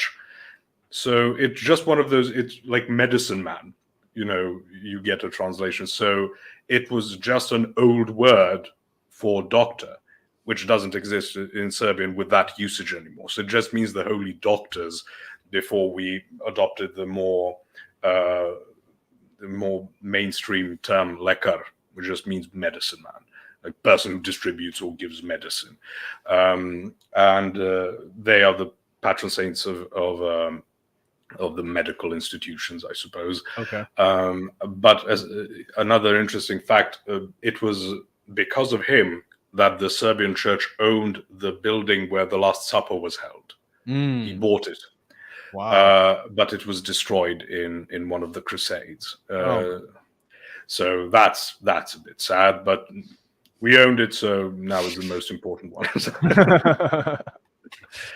The next saint, we already mentioned him as well. So Saint Simeon Stephan Nemanja. Yeah.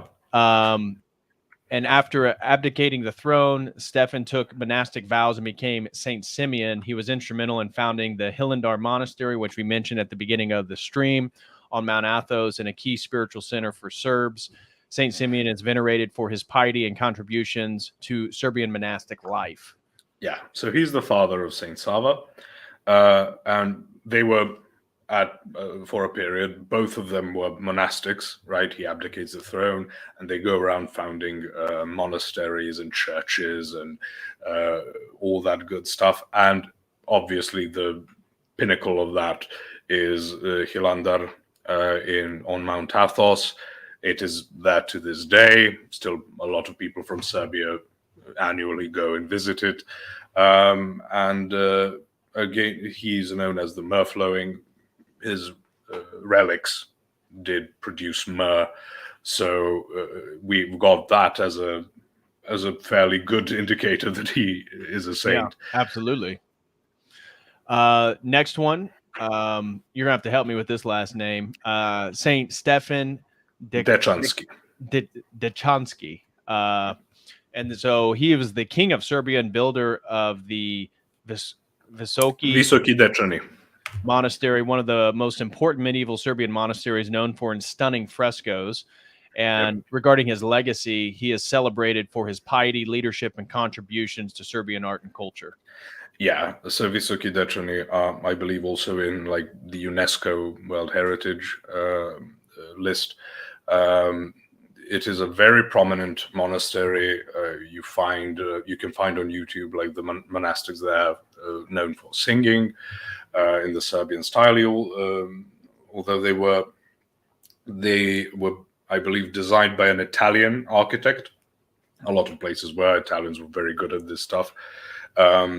It sort of stepped away from what we would call the Moravian style, which was this like a twist on Byzantine style of architecture and art. Right. So it becomes like this more this idiosyncratic style of construction.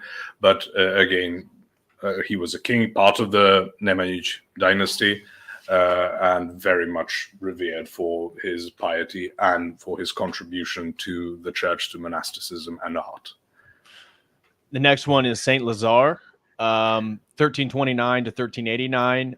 Prince Lazar led the Serbs, as we already mentioned, at the Battle of Kosovo, where he was martyred. He is a symbol of sacrifice for faith and country. His cult grew in the aftermath of the battle, becoming a central element of Serbian national and religious identity. Yeah, so we mentioned him a lot during the Kosovo battle thing. And then next one, Saint Petka Paraskeva. Yeah, that's my. I should mention this practice of Slava. Have you heard of it? We'll speak about it. Okay, so she is my family patron saint, right? Saint Paraskeva, or affectionately known as Sveta Petka. Slava is a practice that's, I believe, unique to Serbian Orthodox practices. It's basically a familial baptismal saint. Mm-hmm. So when your family is baptized, you, like every one of us, get a saint, basically. You get like a family saint that you venerate. With my family, that would be her. The most prominent one is Saint Nicholas, the wonder worker, throughout Serbia. She is, I believe, the second most often assigned one. But Slava is also something that a family would organize every year, where you would invite people over. So it's like a small feast a family celebrates for a saint, and obviously with the priests coming and the blessing of bread and wheat and wine, etc. So it's a pretty uniquely Serbian practice. That's why I'm remembering this, because we celebrate her on the 27th of October. So coming up soon, about a little over a month away. Yes. So I didn't even let you read. It's all right. It's all right, bro. That's why I got you here. Okay. The stream would be inferior without all the input that you provided. So again, thank you for joining me, because I knew there's so much that it would have been inadequate for me to do all this by myself. So, also known as Saint Paraskeva, she is one of the most beloved female saints in Serbia, known for her ascetic life and healing miracles. Her relics are highly venerated, and she is the patroness of health and women. Yeah, she lived a very basic ascetic life, so no major, events that to mention, like dying in battle or something like that. She is known for living a very, very ascetic life,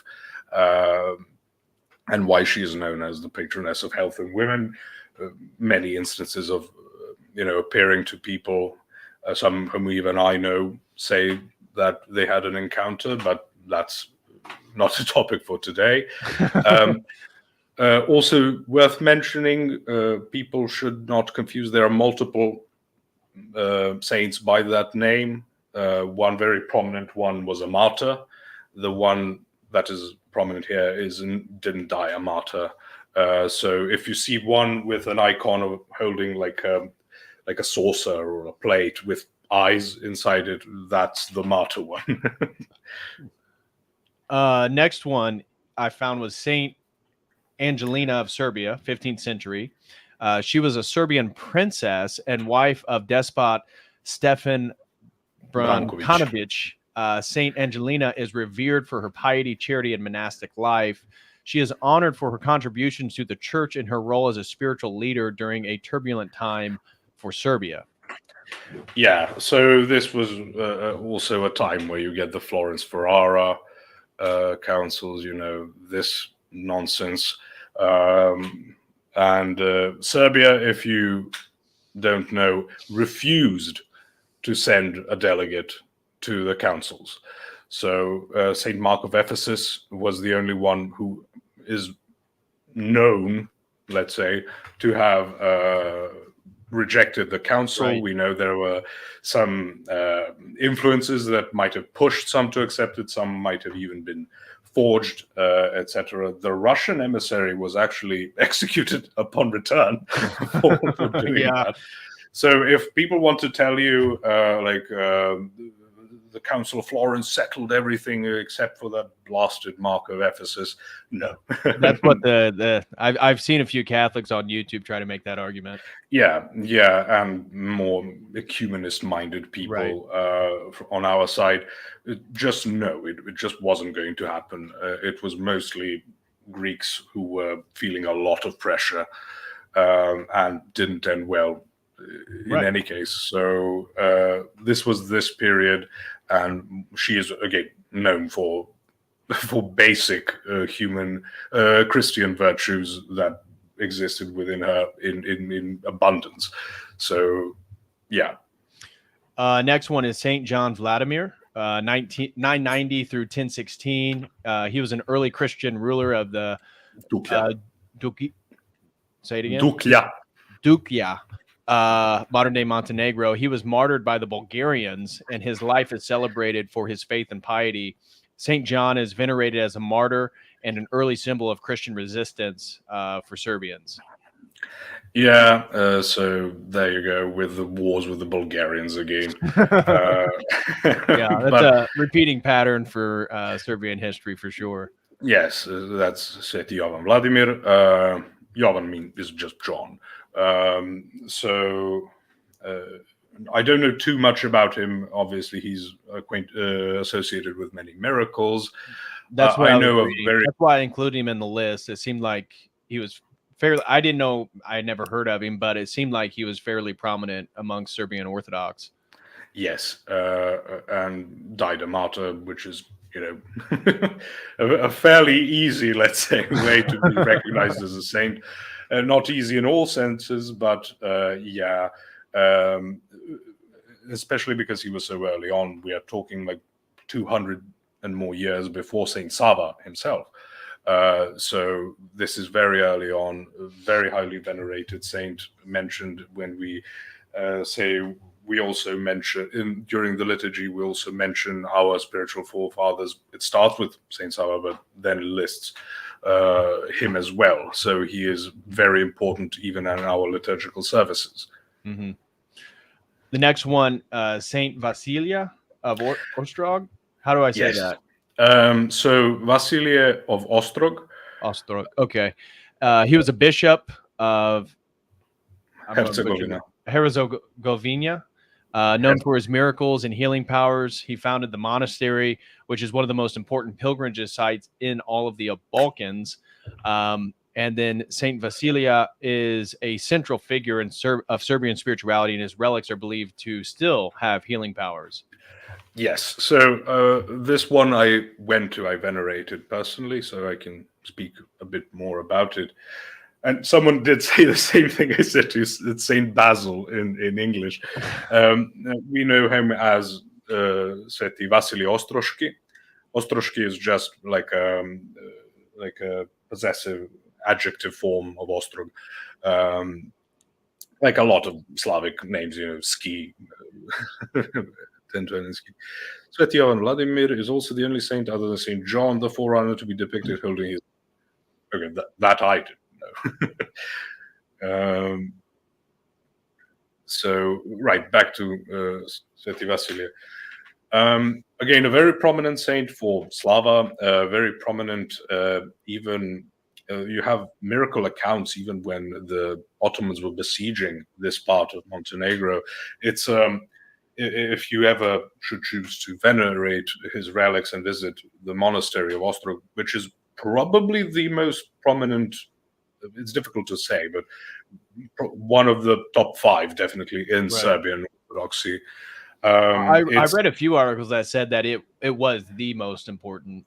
Well, probably Hilandar would be the number 1. Well, yeah, Mount Athos inside of Serbia, though. Okay, yeah, but actually, it's in Montenegro. So Montenegro, even then. But still, nevertheless, it's carved into a mountainside, and you have a giant valley underneath it. Right. So when I went to venerate, it's always a huge line of people, obviously, and there was sudden downpour of rain very heavy rain, and everyone was so happy, everyone was so joyous, it didn't matter, especially because it was like just a cloud. It wasn't like overcast or heavily clouded. It was just one small cloud with heavy rain, so you could see the entire valley with a lot of sun still in the background. Truly a beautiful thing. And we have accounts of when the Ottomans were invading, like just explosives refusing to blow up. Even an account of like his relics slapping like an Ottoman officer to death. I didn't read that one. Yeah, I don't know if I can find it for you because maybe it doesn't exist in English. But his body is pretty nimble still. His hand is presented for veneration. It is not one of those completely incorrupt ones, but it is very well preserved. So yes, known as a miracle worker. Lots of fun stuff about him, but still one of the most widely celebrated saints. And as I said, the monastery is still just full to the brim, even to this day. So if you want to visit, keep that in mind. You will be in a very long line. And like with many, many people, there will not be a lot of places to accommodate you.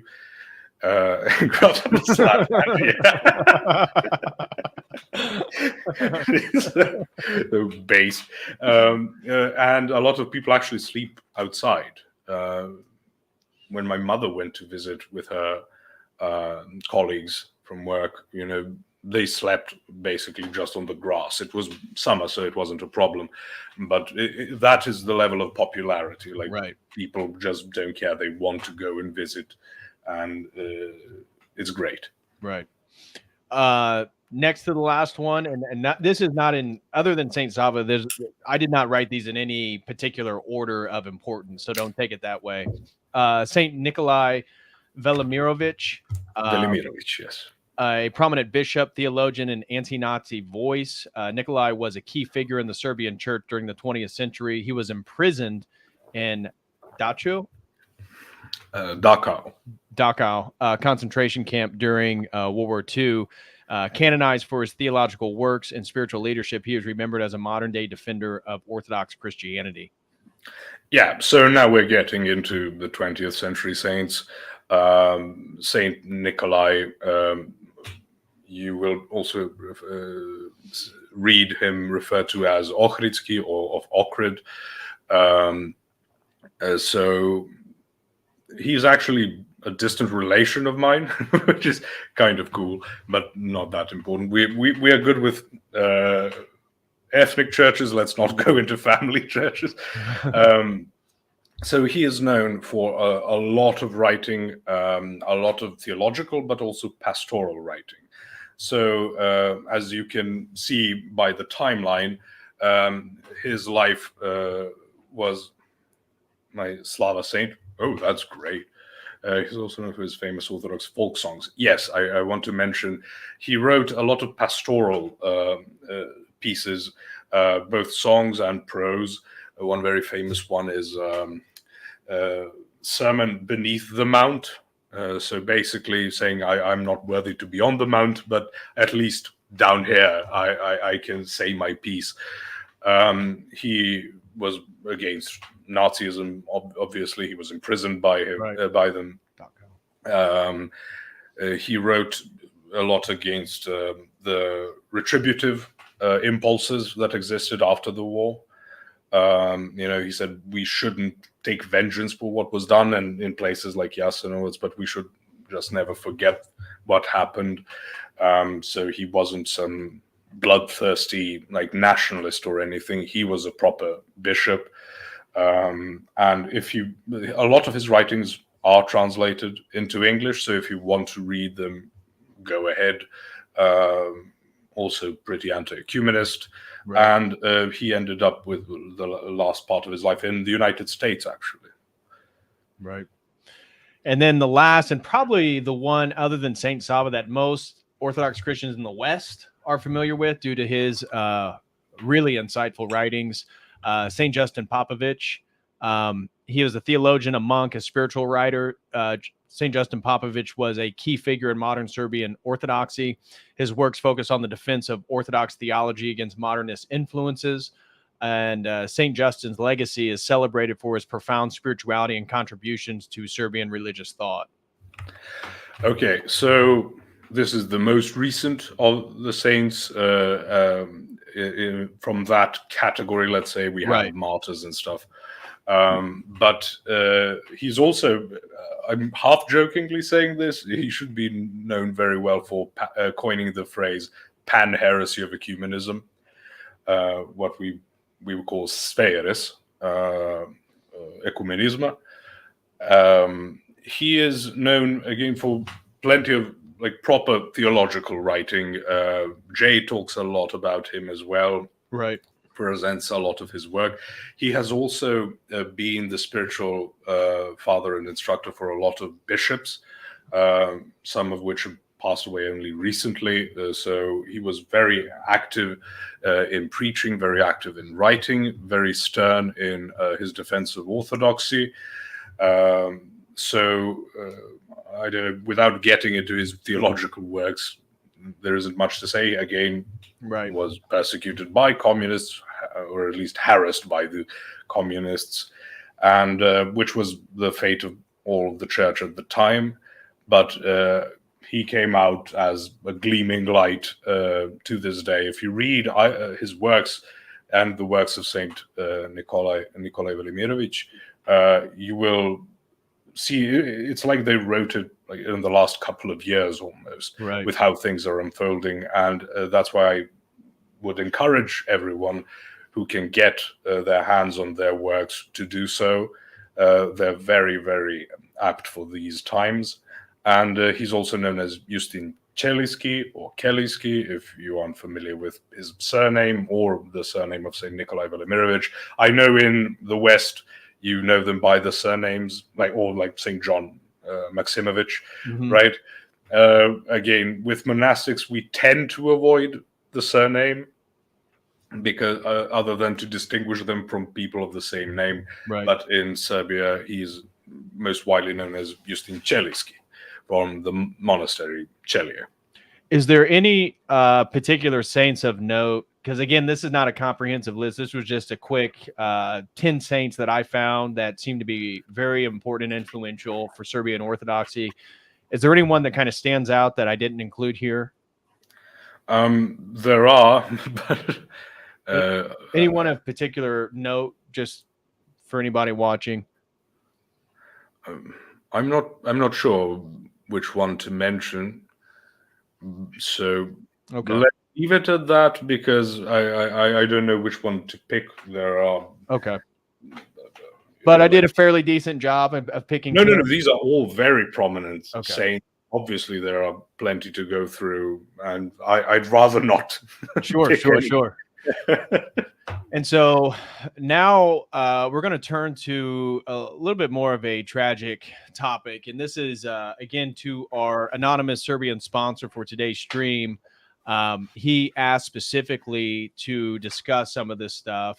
And we're going to kind of give a quick overview of some modern persecution. We're going to begin with the Concordat crisis and the death of Patriarch Varnava of Serbia.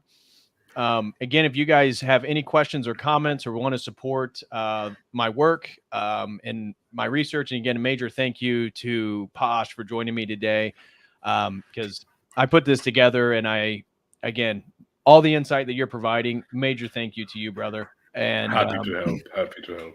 And so I was not aware of this until doing a little bit of research on it, but just to introduce Patriarch Varnava, he was a Serbian Orthodox Church patriarch from 1930 until his mysterious and controversial death in 1937. Most believe that he was poisoned. His tenure as patriarch was marked by significant challenges, including political tensions with the Kingdom of Yugoslavia and opposition to certain state policies, particularly regarding the government's attempt to centralize religious control. I'm going to skip down here to the actual controversial circumstances of his death. So Patriarch Varnava died suddenly on July 23rd, 1937, under highly suspicious circumstances that fueled widespread speculation and conspiracy theories about the cause of his death. We still don't have a conclusive understanding of how he died. But from my understanding, most Serbs believe that he was poisoned due to his refusal of the Concordat initiative of the Vatican, the Roman Catholic Church, to involve themselves in the policies in the Serbian government. And so, again, he was an outspoken critic of the Yugoslav government's plan to impose a concordat in agreement with the Vatican, which he believed would grant undue privileges to the Roman Catholic Church in a predominantly Orthodox Serbia and Yugoslavia. His unexpected death came amid his strong opposition, again, to the concordat and the Holy See, which was a highly contentious issue at the time. Varnava's vocal stance against the concordat had placed him at odds with King Alexander I and other Yugoslav political leaders who were pushing for closer ties with the Vatican. This is what I was able to put together. The official cause of his death was reported as poisoning, though the specifics were never clearly confirmed. There were rumors of acute kidney failure, but many in the church and general public suspected foul play due to the timing of and the patriarch's strong political position against the concordat. And then allegations of poisoning. Many believe Patriarch Varnava was poisoned by those who wanted to remove him from power due to his staunch opposition. It was rumored that he was deliberately poisoned with a slow-acting toxin, though no definitive proof was ever brought forward. The exact details of his death remain shrouded in mystery, as no conclusive medical investigation was conducted that fully explained his sudden illness and death. Varnava's death shocked the Serbian Orthodox community, leading to public mourning and increased opposition to the concordat, which, as we talked about earlier, the Serbian Senate rejected, thankfully. And his sudden demise only intensified the debate over the church's independence and perceived threat of Catholic influence in Orthodox Yugoslavia. So let's just say a couple of things. Sure. So after the First World War, you get the formation of the Kingdom of Serbs, Croats, and Slovenians, or Slovenes, depending on how it's transliterated, which is basically like proto-Yugoslavia. Now, Yugoslavia just means like southern Slav land. So this pan-Slavism existed even in the 19th century. There was a massive push for the uniting of Slavic peoples. Obviously, that didn't work out. But this was like a mini project for the southern Slavs, excluding the Bulgarians. So you have a couple of problems. You've got religious tensions. You've got the Catholic Croats, you've got the Catholic Slovenians, you've got then on the Orthodox side, you've got the Serbs, who are also a substantial part of Bosnia, Montenegro, and the Macedonians are also Orthodox. And then you've got a couple of Muslim majority parts.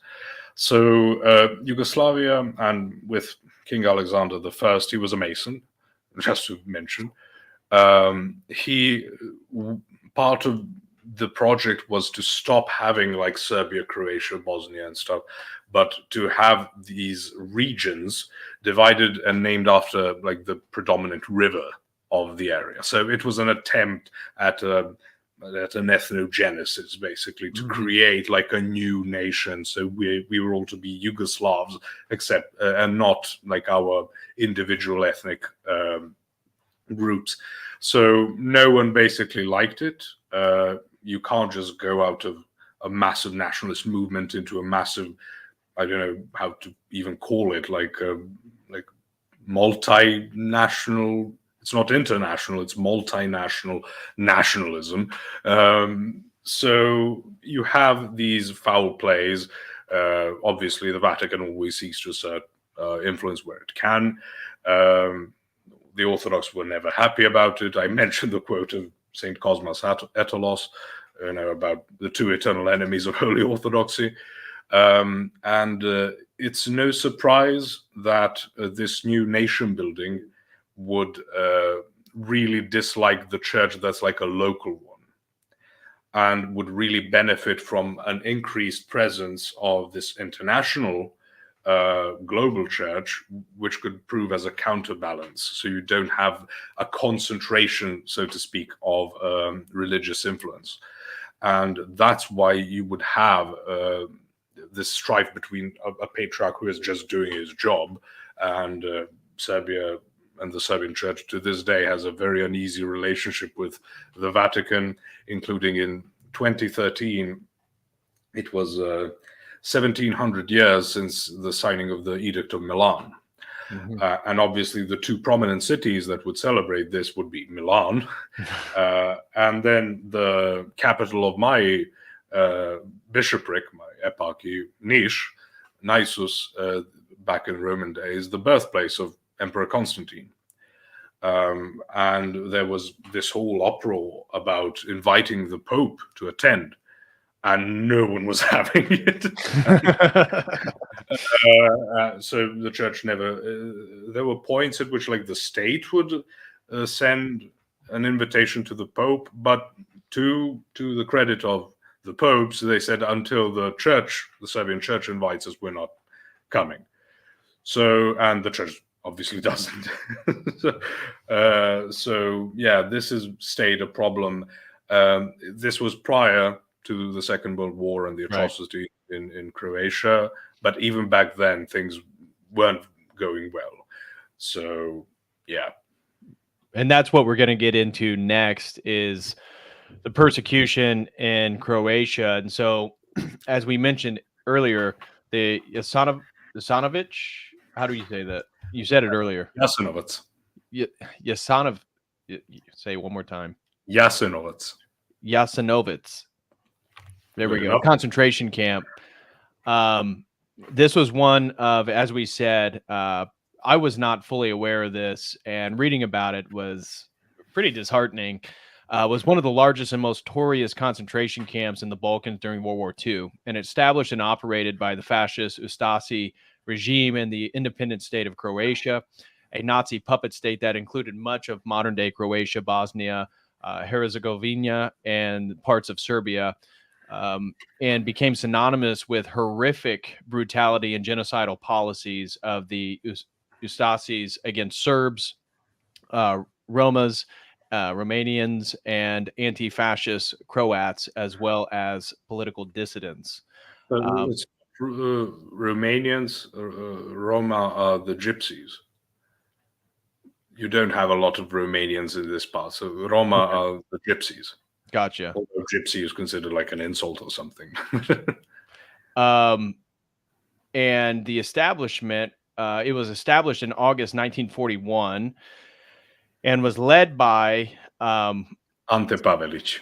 There we go. Shortly after the Axis powers, including Nazi Germany and Italy, occupied Yugoslavia in April 1941, the camp was located along the Sava River in central Croatia. Again, the camp is named after the town that it was in.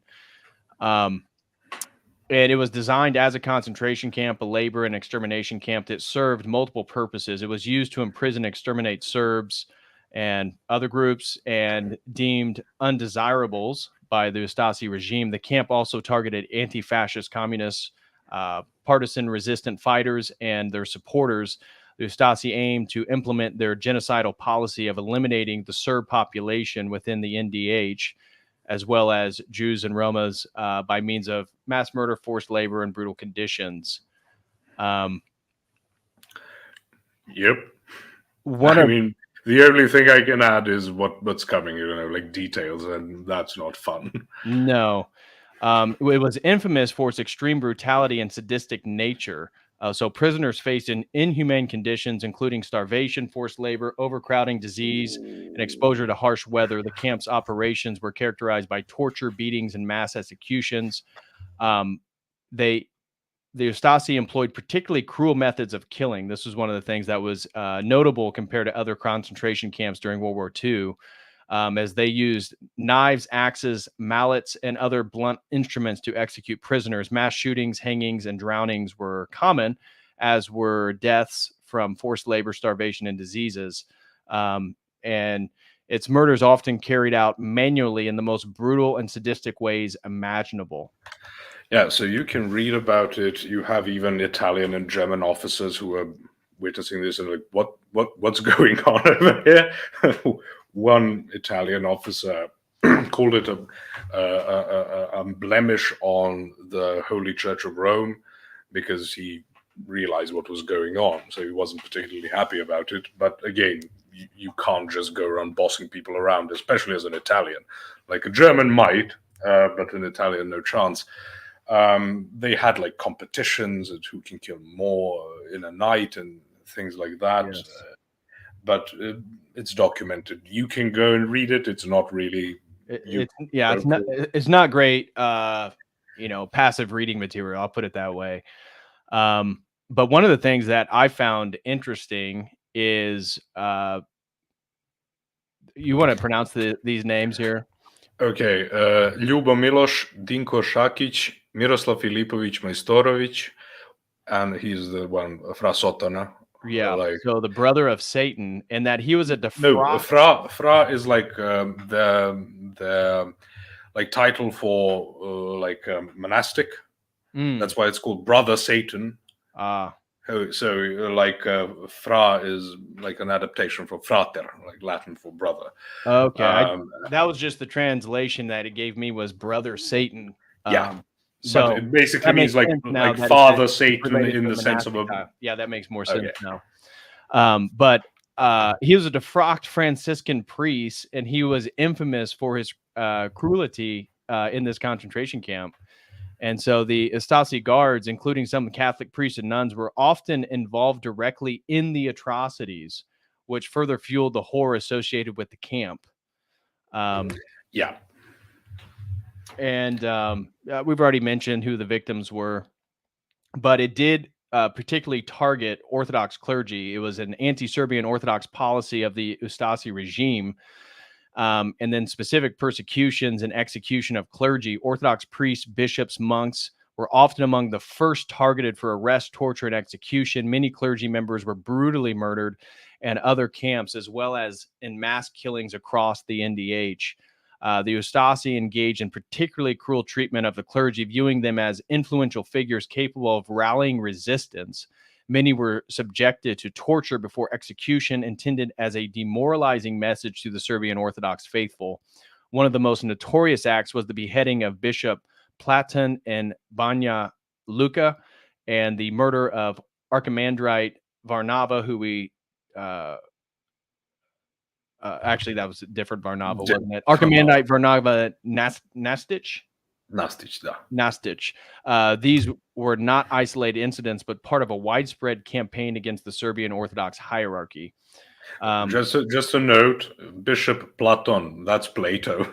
For those who don't know, we had a bishop named Plato, which is fun. And then there was intentional destruction of the Serbian Orthodox institutions. In addition to targeting individuals, they destroyed Serbian Orthodox monasteries, churches, and religious schools. Many were looted, desecrated, and repurposed. The aim was not only physical extermination, but also the erasure of the Serbian Orthodox heritage from the NDH. Thousands of Orthodox clergy were imprisoned, tortured, and killed either in Jasenovac. I always want to pronounce the C hard. Okay. Yeah. Or through other means such as executions, forced marches, and mass shootings.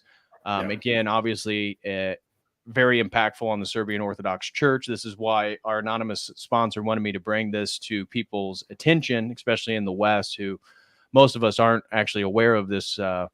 These atrocities and how they were directly aiming at Orthodox Christian Serbs.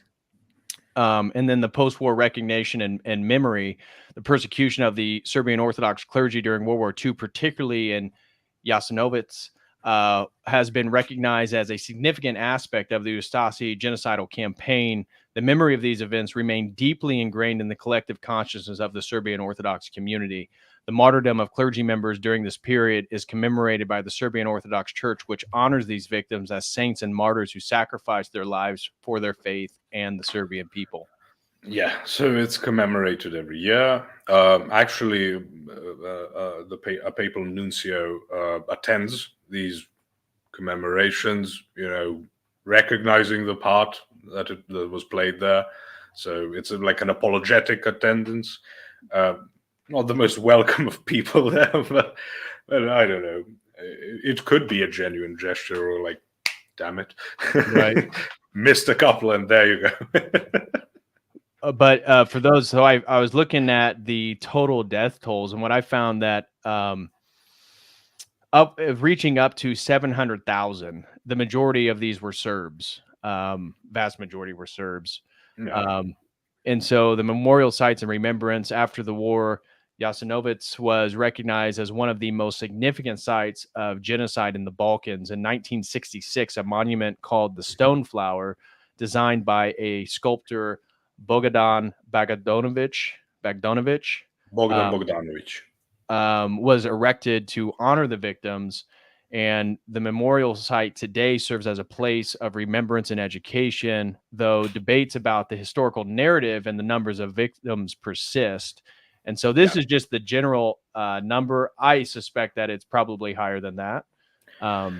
Obviously, the other side claims lower. The problem with any of these atrocities, whether by the Germans or by the Soviets, or when we talk about China and you have these massive varying numbers, we have to realize, like, they weren't keeping score. No. In a sense, in a lot of natural disasters, even to this day, you don't know how many people died, because they don't just disappear like off a list. You need to determine how many people were here in this place, but you can't report them anymore or are treated as dead. And we have very modern ways of, how shall we say, like population. I don't want to say listing, but I can't remember a proper term for it. So back then, you were written into like a book when you were baptized, and that's basically it. So you can't have these comprehensive inventories of populations. So yeah,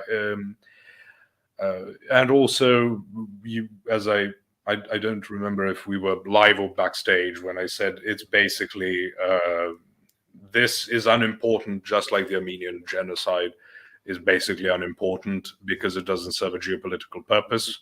So it's just thrown under the rug. And if you have an event where like 100 people are killed, that's far more important than this one if it serves a geopolitical purpose. So it's all, exactly. Just highlighting that it other sources say even more. Yeah, that was again. I was kind of blown away that some said it was as low as 77,000, where again others said it was more than 700,000. That's quite a disparity. Yeah. That's why I mentioned it. Well, and when I messaged you, I said, "Hey, can you help me, because I'm looking up some of this stuff, but I'm finding a lot of biased sources coming from I'm obviously everything I read's in English, and so yeah." Well, it's not like my sources would be any less. Well, biased. I thought maybe things in Serbian, just that you guys have a different cultural history and disposition towards these topics, and maybe you guys have a different number. So anyway, just throwing that out there. These are basically the numbers that are quoted. Okay. 700,000, 800,000. And then before we move on, I want to mention. Yeah, go ahead. You don't need to bring that back up. I mentioned it backstage to you. There were 2 camps that were specifically for children. One is actually called Jasenovica, so similar nomenclature. So if you want, for some reason, to read about that, if you think I'm too spiritually stable right now, you can go and read up on that. But it's generally just horror. I'm just sitting here smiling just to remain calm and collected. Yeah, you mentioned that you don't like to dive into a lot of this stuff. So no, not at all. And well, is there anything else you wanted to say before moving on? Right. Perhaps a bit of a historical note. Serbia, not Serbia, Yugoslavia, in the beginning actually was ready to join the Axis, and the only thing asked of it was allow permission of passage to Greece, because Serbia was in again, Yugoslavia was not prepared to lead any war. It was in a very weak condition. Again, it's this like patched up nation, not meant for anything. There's no unity. Everyone's pulling to their side. Like the army was in a horrid state. It fell in a couple of days, basically. That's how bad things were, because then you had a putsch, a military putsch, and this was refused, and then Germany obviously invaded. So they create this independent state of Croatia as the satellite state. I'm mentioning it just for historical record, to let it be known that the reason was a response to the refusal of Yugoslavia to join the Axis. And then I don't want to spend too much time on this one. A lot more information is available in regard to persecution during the Kosovo crisis in 1998. I'll give you a quick overview here. Kosovo crisis of 1998 was part of a broader conflict between ethnic Albanians, who made up the majority population in Kosovo, and the Serb minority, as well as Serbian state forces under the leadership of Slobodan Milosevic. I was pretty damn close there. I don't have the accent you have, but this conflict was marked by violent clashes, ethnic tensions, and widespread human rights abuses. Serbian civilians, including the local Serb population and other non-Albanian minorities, suffered significant persecution, violence, and displacement during the Kosovo crisis. The conflict led to a complex and tragic situation where civilians on all sides were caught in the crossfire of nationalist agendas and armed conflict. Yeah. So, as you mentioned, it's not just Serbs and Albanians. It's basically Albanians versus everyone else. Right. One very prominent group called Goranci, who were neither, but then were either told to identify as Albanians or sod off. And they were Muslim, actually. So they're not even Orthodox. So they still sided with the Serbs because, you know, Serbia wasn't imposing a national identity on them or forcing them to stop being what they were. And a lot of them fled north into Serbia proper. Mm-hmm. Yeah, the Clintons. There's I think it's a recent one, like a statue to Bill Clinton in Pristina. And Tony Blair. And actually, a lot of the Albanians in Kosovo have named their children Tony Blair, like one word, Tony Blair. So, because obviously, like Clinton was on the American side, the Tony Blair was the Prime Minister of Britain at the time, who is one of the worst people in politics ever. And I don't know if you're interested in the topic. I'd be happy to even talk about that on a different stream about what Tony Blair did to Britain. If people want to know how a nation is subverted by an actual extreme radical who everyone calls like he's like the person who pushed the Labour Party right, but he actually was far more radical than people like Jeremy Corbyn or like the people we know as leftists, and people say communists and Marxists. This is a radical. This is a person whom everyone should be aware of, and through his massive network of NGOs still is ruining the world to this day. Right. Well, mass immigration in Britain really began under Tony Blair.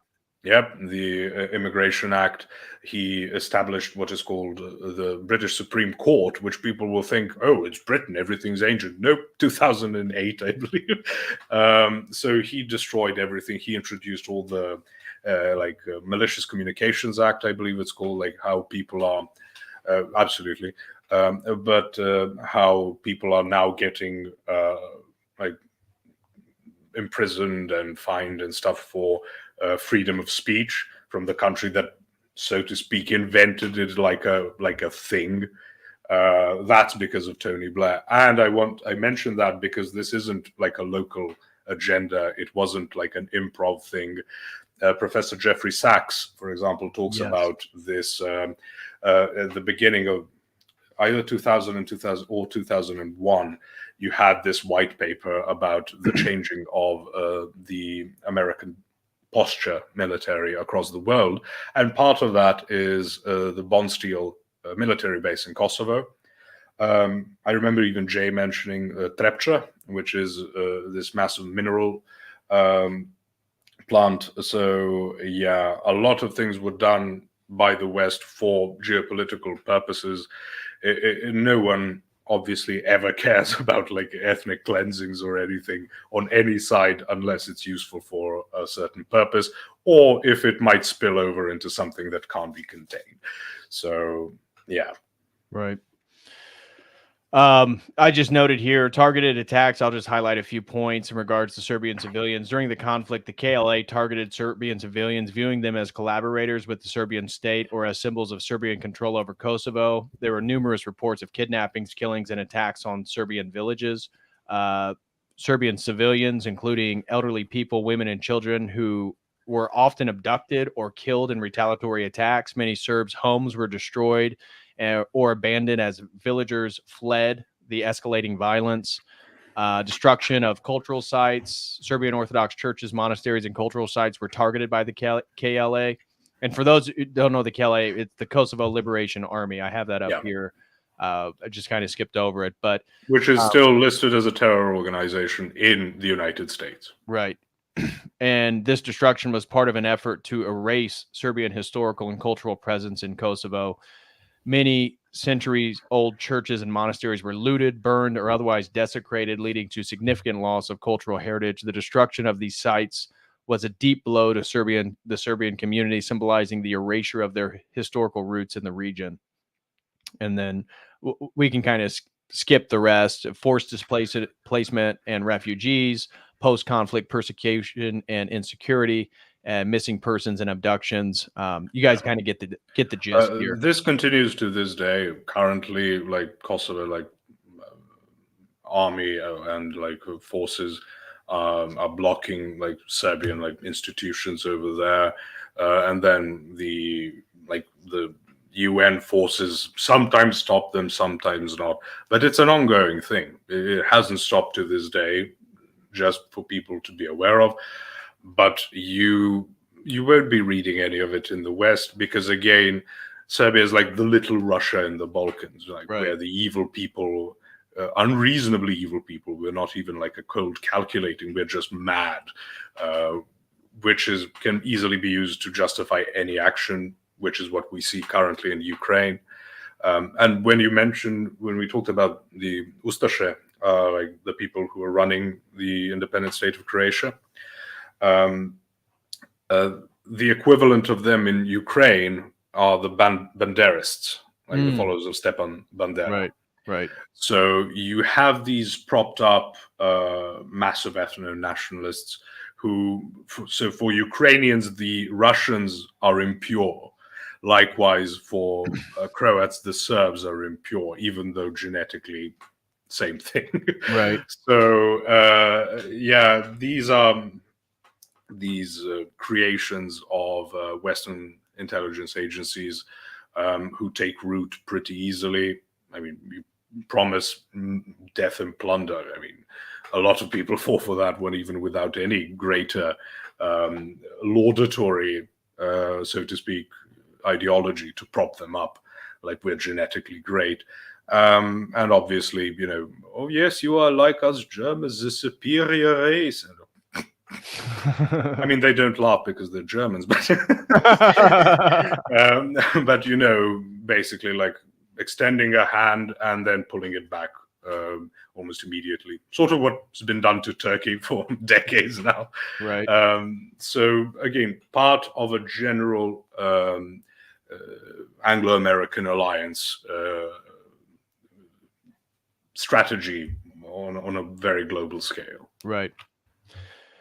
And so we'll kind of move beyond that. And our sponsor wanted me to mention specifically the death of Patriarch Vicentinia Vikentia. II and Metropolitan Ioannikia Lipovets.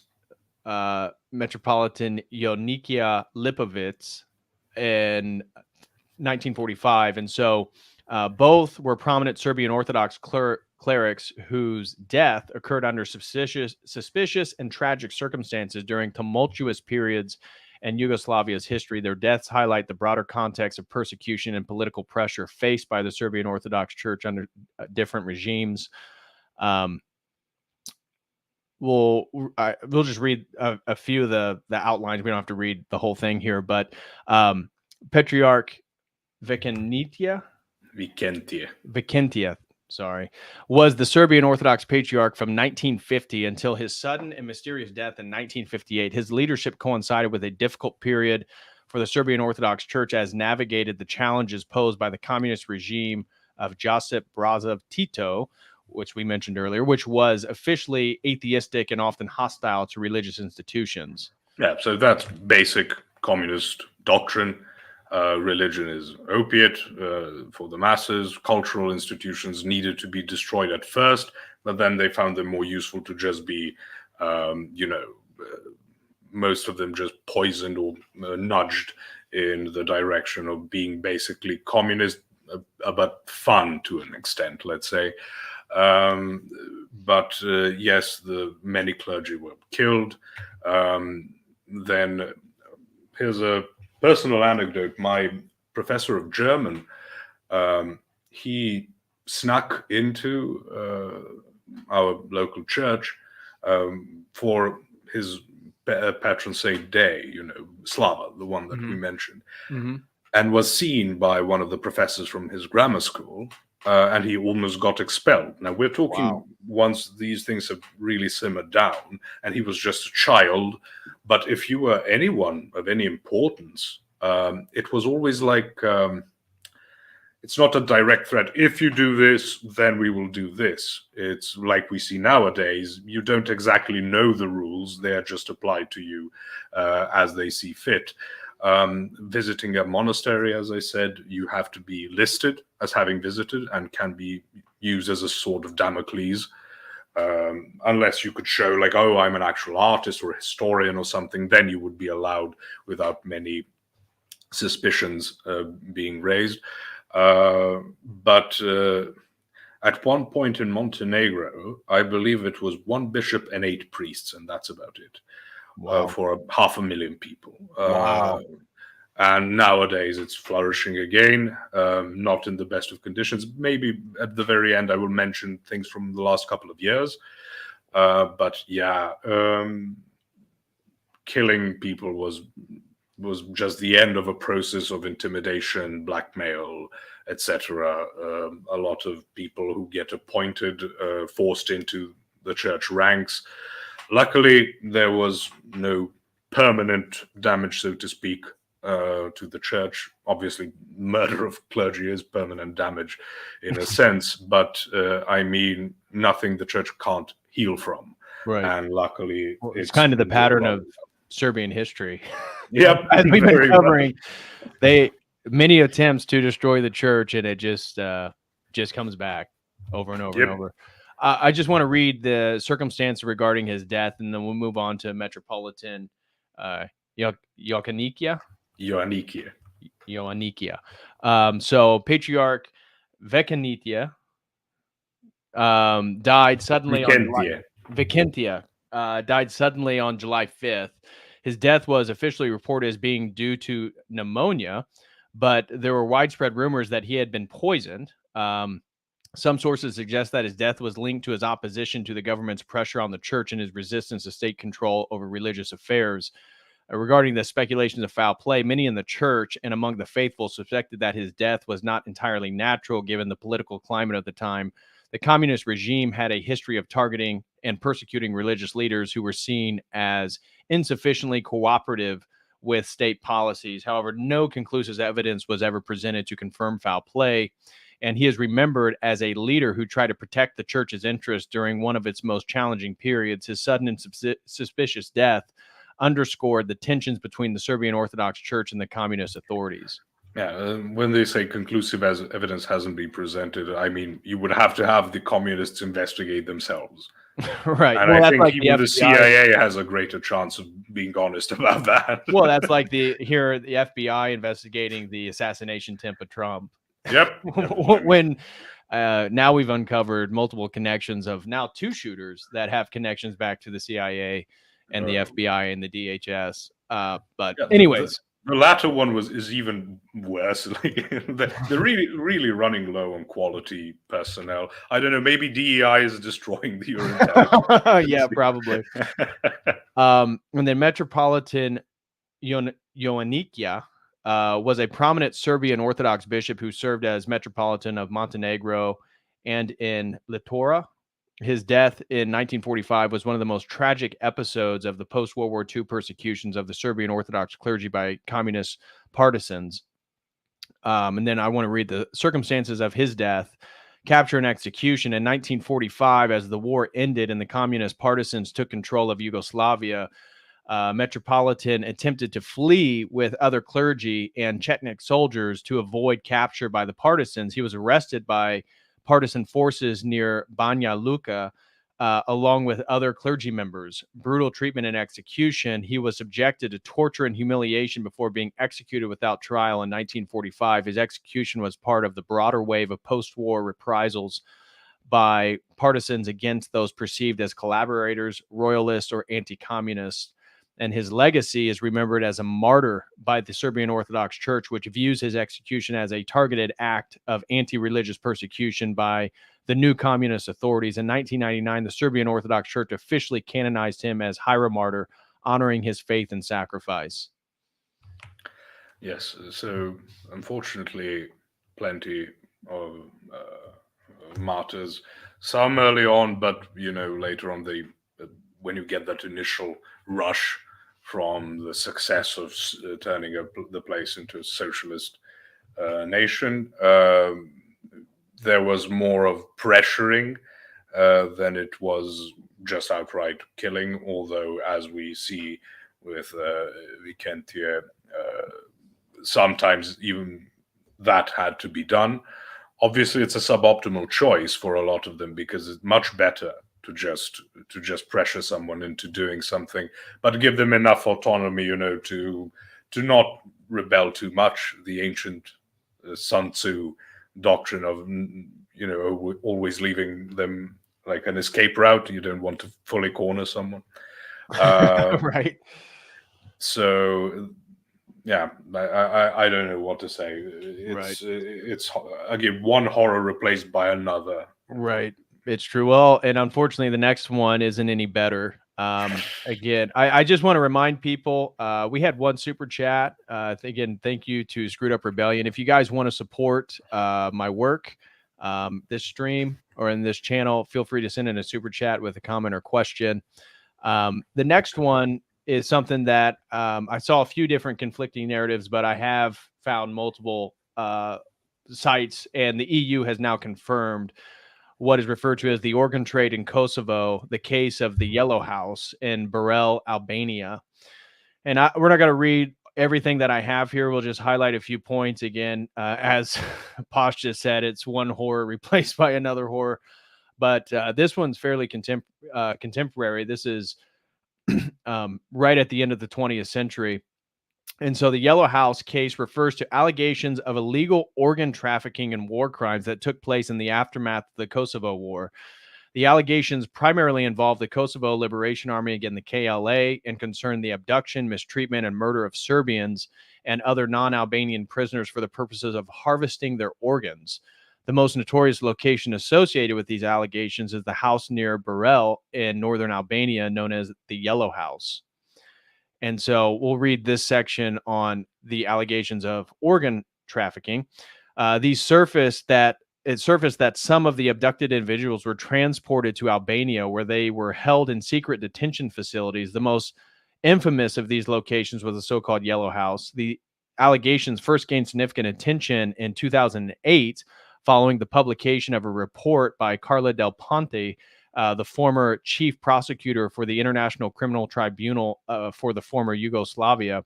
In her memoirs, Del Ponte claimed that her office had received credible evidence suggesting that organs were harvested from kidnapped Serbs and other prisoners and sold internationally. And in that article I showed you guys at the beginning of the stream, it discusses this, and that the KLA and various Albanian authorities were claiming this never happened. And when they went in to investigate places, they found the actual tools that were used, the syringes, the IVs, and the tools that be needed to harvest and transport organs. So it's now confirmed. It's a fact. And so if you guys want to learn more about it, you can just start looking up Burrell, Albania, Yellow House, organ harvesting, and stuff like that. Challenges to proving the allegations. Obviously, as I just said, it wasn't until 2008 when a attempt to actually prove this, and many authorities, including the EU, have said that this is now true. This isn't just an alleged incident. But there again, some people claim there's a lack of direct evidence. And then the political sensitivity and international diplomacy, the allegations of organ trafficking are highly sensitive as they implicate prominent figures in Kosovo's political landscape. This has complicated efforts to pursue legal accountability and has often been viewed as an attempt to destabilize Kosovo's fragile post-war government. And yeah, so that, I mean, you guys, again, and this will be posted on my website if you guys want to learn more about everything I have in the art in this document here. But is there anything you want to say before ending on a more of a optimistic, higher note in regards to Patriarch Pavle? I'm more than happy to jump into that one. Okay. But just to say, Carla Del Ponte, she's no pro-Serbian actor within the West. She's quite anti-Serbian, but again, not particularly interested on either side. So that's where you're going to get it. Someone in the chat is disagreeing, and okay, fair enough. You've shown the link for the where people can go and read about it, but it took quite a while for this to even be investigated. And it doesn't matter, you can find video proof of it right now. It won't change a single thing. We need to understand history is not run by these like cause and effect, organic, what should we call them? Like emergent phenomena, I believe the term is used. Like, no, these are all calculated things. Intelligence agencies working closely with criminal enterprises, and organ harvesting is not something that has only happened here. It has happened all across the world. When the Chinese are accused of it, no one even bats an eye. Right. That wasn't a pun. But, go and read up on it. Yeah. I mean, the Falun Gong persecution and organs, we know that for a fact. Yep. And I'm not sure why somebody in the chat is so upset that we're even if you disagreed, begging us to stop talking about it is a bit strange. And and people keep saying, ask him why he left England. Are they talking about you? Do they think that you're from England? Did I leave England? It's a bit difficult for me to leave a place I never even visited. I know that. I think they're thrown off by your English accent, and that just is the way in which you learned English. Just to be clear, I'm a native Serb. I've never been even more north than Serbia. I've only ever been south. So no, it's just the way I learned English. I appreciate the compliment, but no, as you can see, I'm not gay, so I can't have been in England. Wow, shots fired. I'm of Anglo-Saxon descent, so I don't know how to take that. I remember. No, it's only after Tony Blair. That's okay. Well, my family's been in America for a few centuries now. So you bred it out of you, so that's good. I remember you told me you were a bit French as well, and I made a joke. Yeah, I'm highly specialized in ethnic insults. You know, it's part of being from the Balkans, and I've expanded it to almost worldwide. Why are you gay? Where are you gay? Who says I'm gay? Shout out to Blue Skittle. Thank you, brother, for being a COTEL crew member for the last 10 months. He said someone called into Jay's stream a few weeks ago and referenced Posh as a Brit. This is probably the dispensationalism stream Jim Bob and myself did on Jim Bob's channel. Yeah. So there's a good chance someone saw me there for the first time and guessed Brit. Right.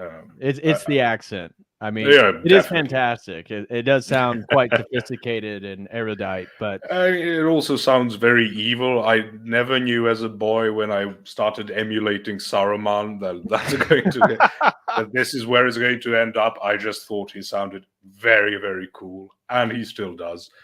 and I got to give a Blue Skittle another major appreciation. I just saw he threw in $50 over on Dono Chat. Thank you very, very much, Blue Skittle, for your support, man. God bless you. Thank you for that. I truly do appreciate it. And thank you for being a COTEL crew member. Thank you, Blue Skittle. God bless you and your family. And now, as I said, we're going to end on a positive note. And I wanted to present somebody who is representative of Serbian Orthodoxy in the contemporary period, who is not canonized yet. I'm not sure the status within the Serbian church, at least within Pan-Orthodoxy. People have written, I suppose, icons or painted, if you want to be a bit more loose with the terminology, of him. And it's one of those things. It's just a matter of time.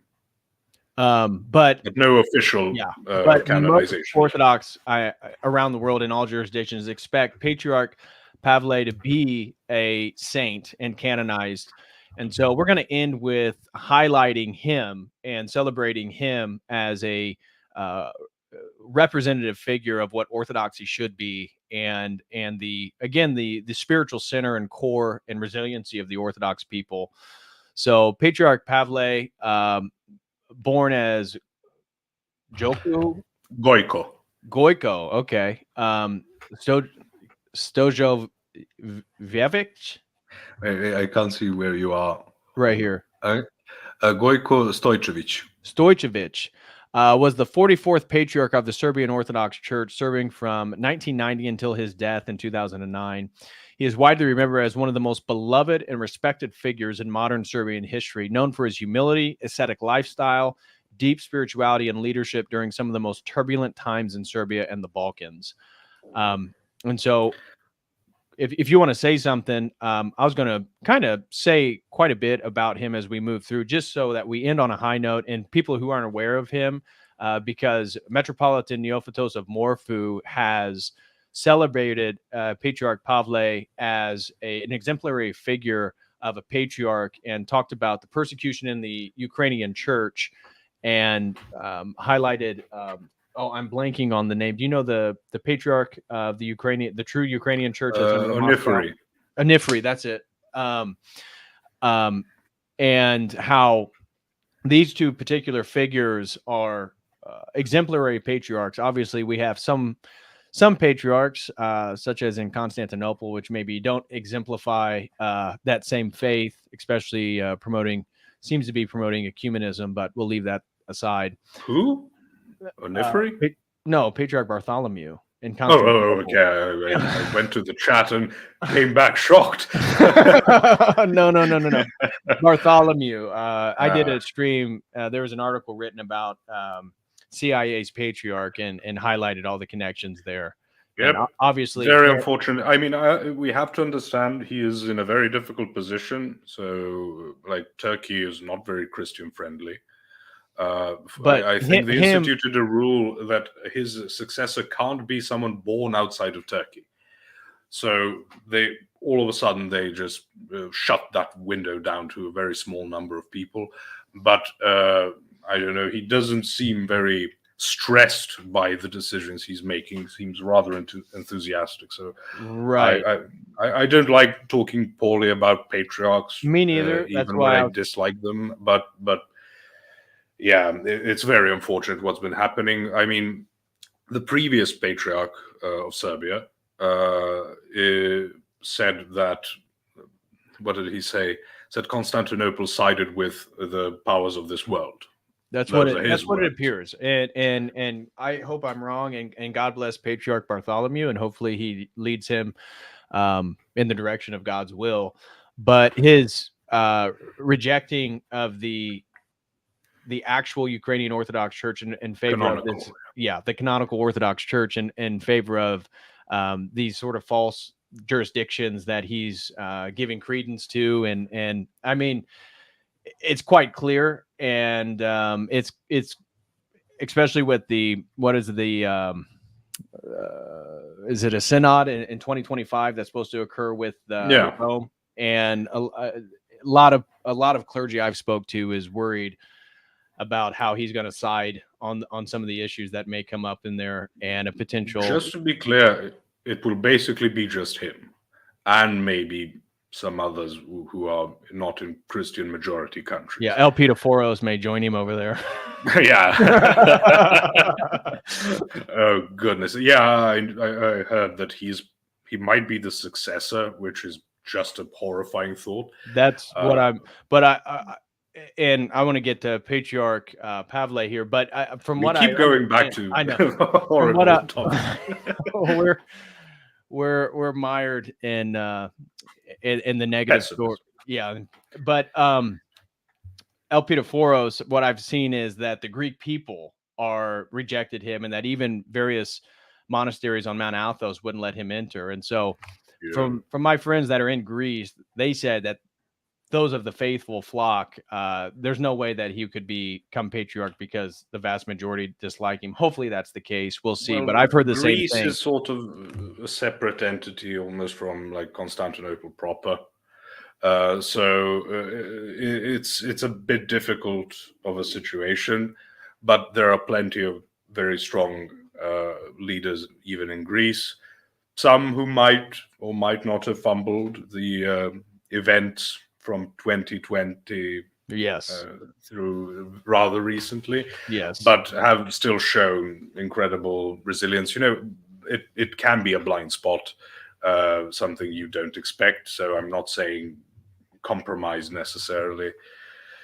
We don't, just bringing it up for anybody who's maybe not fully aware of everything that's going on. But anyways, back to an exemplary figure. So we're going to end on a high note here. And Patriarch Pavle, birth and early years. Patriarch Pavle was born on September 11th, 1914, in the village of Kučenci, in modern-day Croatia, then part of Austria-Hungary. Orphaned as a young age, he was raised by his aunt, who instilled in him a deep faith and devotion. The Patriarch studied at the Theological Seminary in Belgrade and later at the University of Belgrade's Faculty of Orthodox Theology. After completing his studies, he took monastic vows in 1948, adopting the monastic name Pavle, Paul, and known for his humility and deep commitment to the monastic way of life. Pavle lived ascetically. Even after becoming a high-ranking cleric, he was ordained a monk in 1954 and became a bishop in 1957. The Raška and Prizren, a diocese that included Kosovo and Metohija.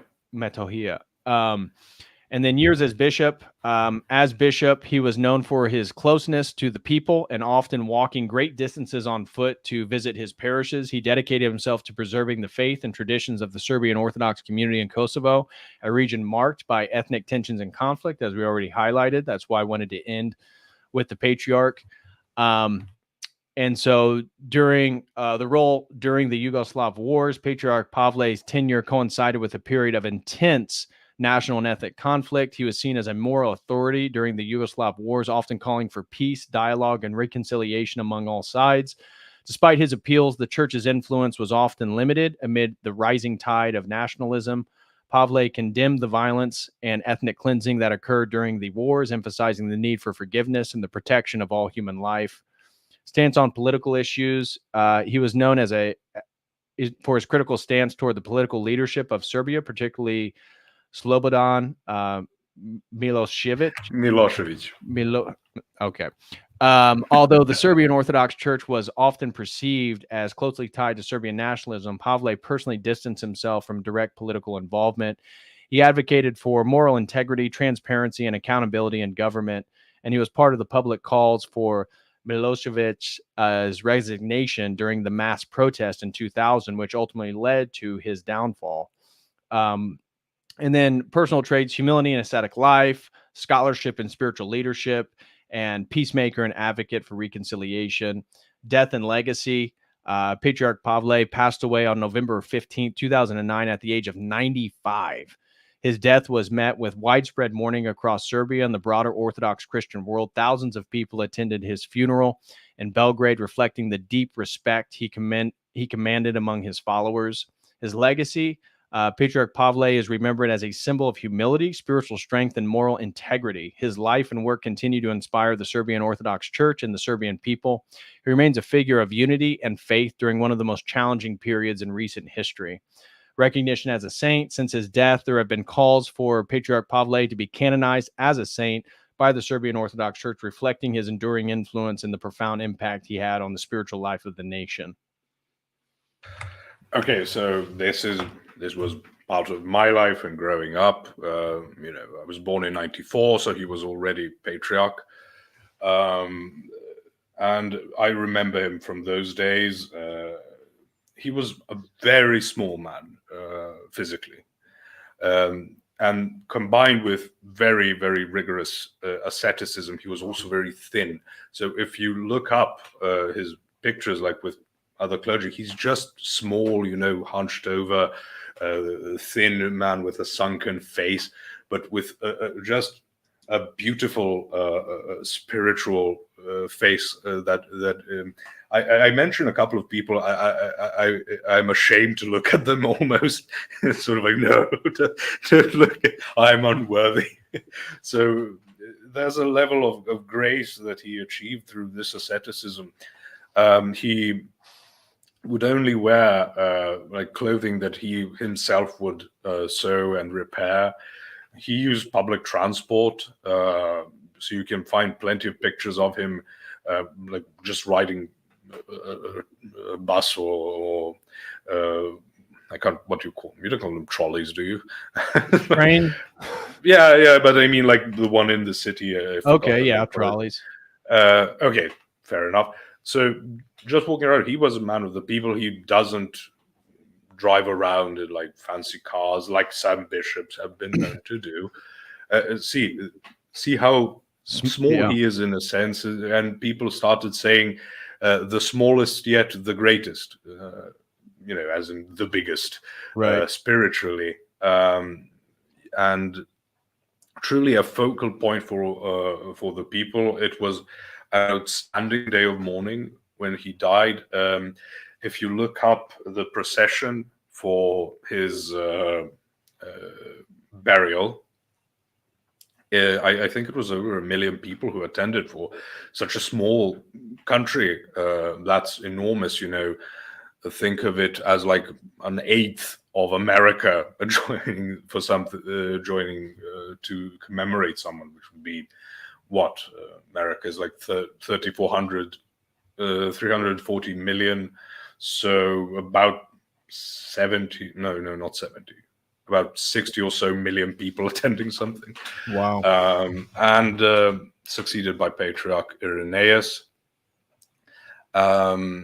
He also ate very little. That's also something he was known for. There he is on public transport. So you can find plenty of interviews with him. I'm not sure how many of those are subtitled. I mean, right. So it's easy for me to say. It's easy to find interviews. He was by no means some type of nationalist figure, as you mentioned in your notes. He was against war. He was against especially war profiteering. He was against violence in general. You can see him there. I'm telling you, like, when you listen to him speak, it's such a calm demeanor that you find across people who are now very well known modern elders. We find also a Serb like Elder Thaddeus, You might have heard of him, or various Greek and Romanian are also very well known elders whom you can find translated or subtitled into English, like what they were saying, their spiritual instructions. And back when because it was televised, his funeral, I remember, because I was always a nerd, so I was a good student, and I could get an early leave so I could watch it on television. I'm like in southern Serbia, so I can't go and attend, especially as a high schooler. Right. But I did, and my friend and I went back to my house and watched like the funeral. And I don't know, it was such an end of an era. And it was very difficult. Some people were even almost upset that because when he was replaced, because how do you fill those shoes? Patriarch Irenaeus had a much different demeanor to him. He was like a decent patriarch, but following someone like this who comes once in a generation or so, it was a spiritually turbulent time, because you feel like we've gone down after his passing, just Right. because of the level of leadership and spiritual heights that we saw in him. So I don't know. There are only biographical details to add to that, Right. other than just outstanding, gift Right. of God. You can see him there with the altar table. Yep. So that might give you an indication of his height. He was very diminutive, as I said, which added somehow to like the likability of him, like this small bearded man with very gentle words and excellent leadership. Yeah, that's I've never seen a negative word about Patriarch Pavle, and sounds, again, may his memory be eternal, sounds like an incredible representative of the Orthodox faith. And I know in Serbia his presence is certainly missed and remembered. Oh, yeah. What about the current patriarch? What's the kind of vibe on Patriarch Irenaeus? You mentioned he's the current patriarch of the No. Irenaeus followed Oh, Paul okay. or Pavle, and he died in 22 or 20. Oh, I have to okay. look it up, but in the last couple of years. Who's the new one? First patriarch who was actually commemorated in the Temple of Saint Sava, like the massive cathedral in Belgrade. Yes, in Belgrade. Yep. And now it's Porphyrius.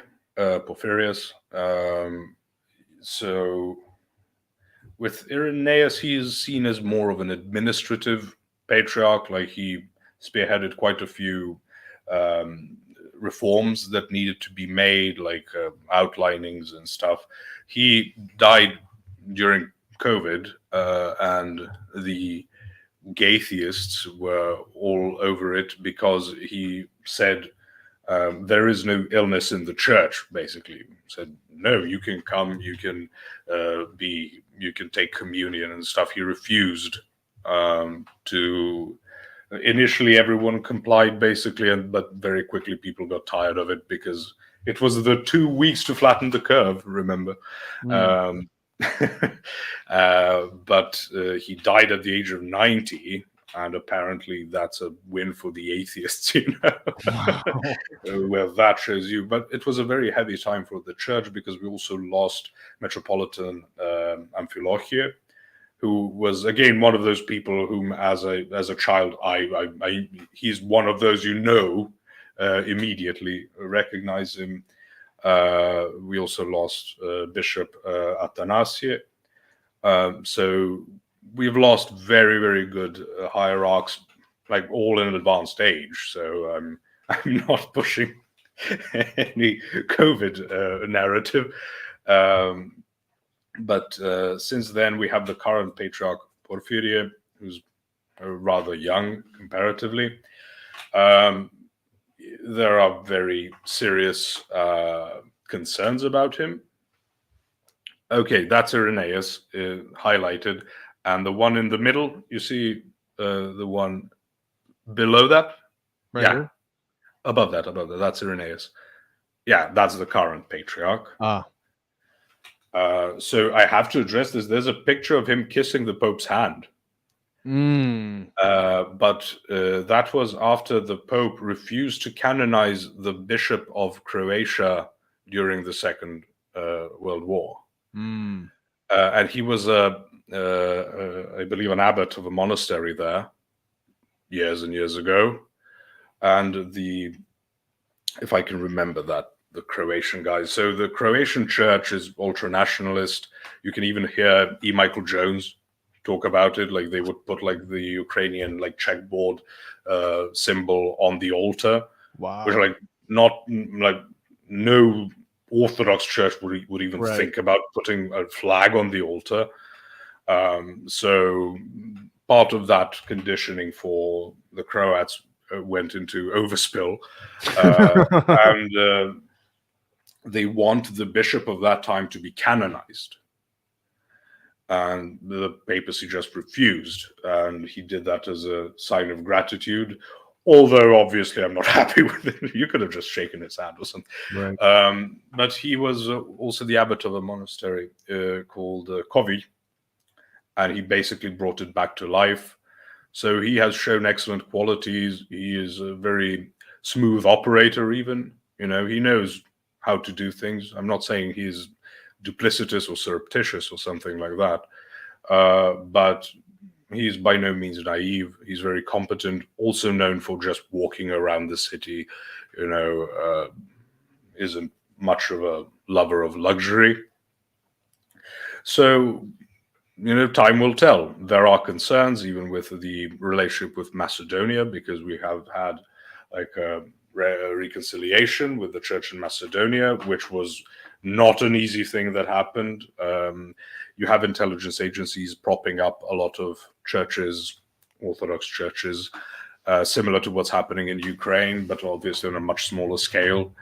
You have like the Montenegrin Orthodox Church, which is led by this bastard called Miraž Dedić. I told you I can mention something that happened a couple of years ago where the Montenegrin government wanted to confiscate the lands of any religious organization which bears a foreign nation's name. So it was created in such a manner not to affect the Roman Catholic Church, not to affect the Muslims who are mostly Albanians living in Montenegro. It only affects the Serbian Orthodox Church. Wow. And I would like to correct what you opened up in the beginning when it says Orthodox Church of Serbia. Like, we don't accept that framing. It's the Serbian Orthodox Church. And I mentioned it because there was a television debate between like an Orthodox bishop and some NGO feminist woman. And she kept calling it Pravoslavna Crkva Srbije, like the Orthodox Church of Serbia. And he said, no, we're not the Orthodox Church of Serbia, because that carries with it the idea that it's the Church of England. You know, it's like part of the government and stuff. I see. And she said, well, it doesn't matter. And he says, no, names matter very much. No, you're being picky. And then he spent the rest of the interview intentionally getting a name wrong. Which is hilarious. But, you know, even with that, Serbian Orthodox Church, that must not be allowed. So basically the church organized these protests, non-violent protests. You can find a lot of videos of it. So a lot of Serbian tricolors, because Montenegro is basically Serbian. It's a different geopolitical entity, right? But like the same people, language within a different dialect. Although in the last couple of decades, you've had propping up of like, oh, we're a separate people. The same thing that like intelligence agencies in the West do all around the world. You know, ethnogenesis, this improv ethnicities. So even though you have all the Montenegrin greats who talk about being Serbian and being very proud of it, including like saints of the church and the secular leaders, etc. No, that's all like we are like the Jews, basically. We managed to switch out all of those documents for these current ones. The originals would not have said that. So a lot of that happened. Similar things happened in Macedonia, but apparently we are now good with them. And one massive thing to mention, because it's a small tidbit but instructive. So the Metropolitan Amphilochia, whom I mentioned, passed away a couple of years ago. They were celebrating, I'm not sure if it was Pascha or whatever it was. Hello, Father Deacon Ananias. Shout out to FDA. God bless you, brother. Or Father. Or yes, Father Deacon. I let my familial relationship with him. But I managed to virtue signal, so there you go. That's true. It was actually worse here. That's right. You're a son of a bitch. I know. But I'm very good at it, so you can't even be mad. So I believe it was Pascha, but it was one of the major feast days. So obviously the Montenegrin government would prop up the Montenegrin Orthodox Church with all of its 200 members, and this Miraž Dedejic fellow at like a center stage in Podgorica. Mm-hmm. And the Serbian Orthodox Church with its metropolitan had like a massive rally in another place. And the metropolitan got angry about what's happening, and he basically cursed the other guy, and the stage collapsed under him. Oh my gosh. And he didn't get severely injured, but he got, it was like twisted his ankle or something. Wow. So yeah, he cast a spell on the heretic. That's based. Also that Amphilochius fellow, I'm being very, he might also be recognized as a saint.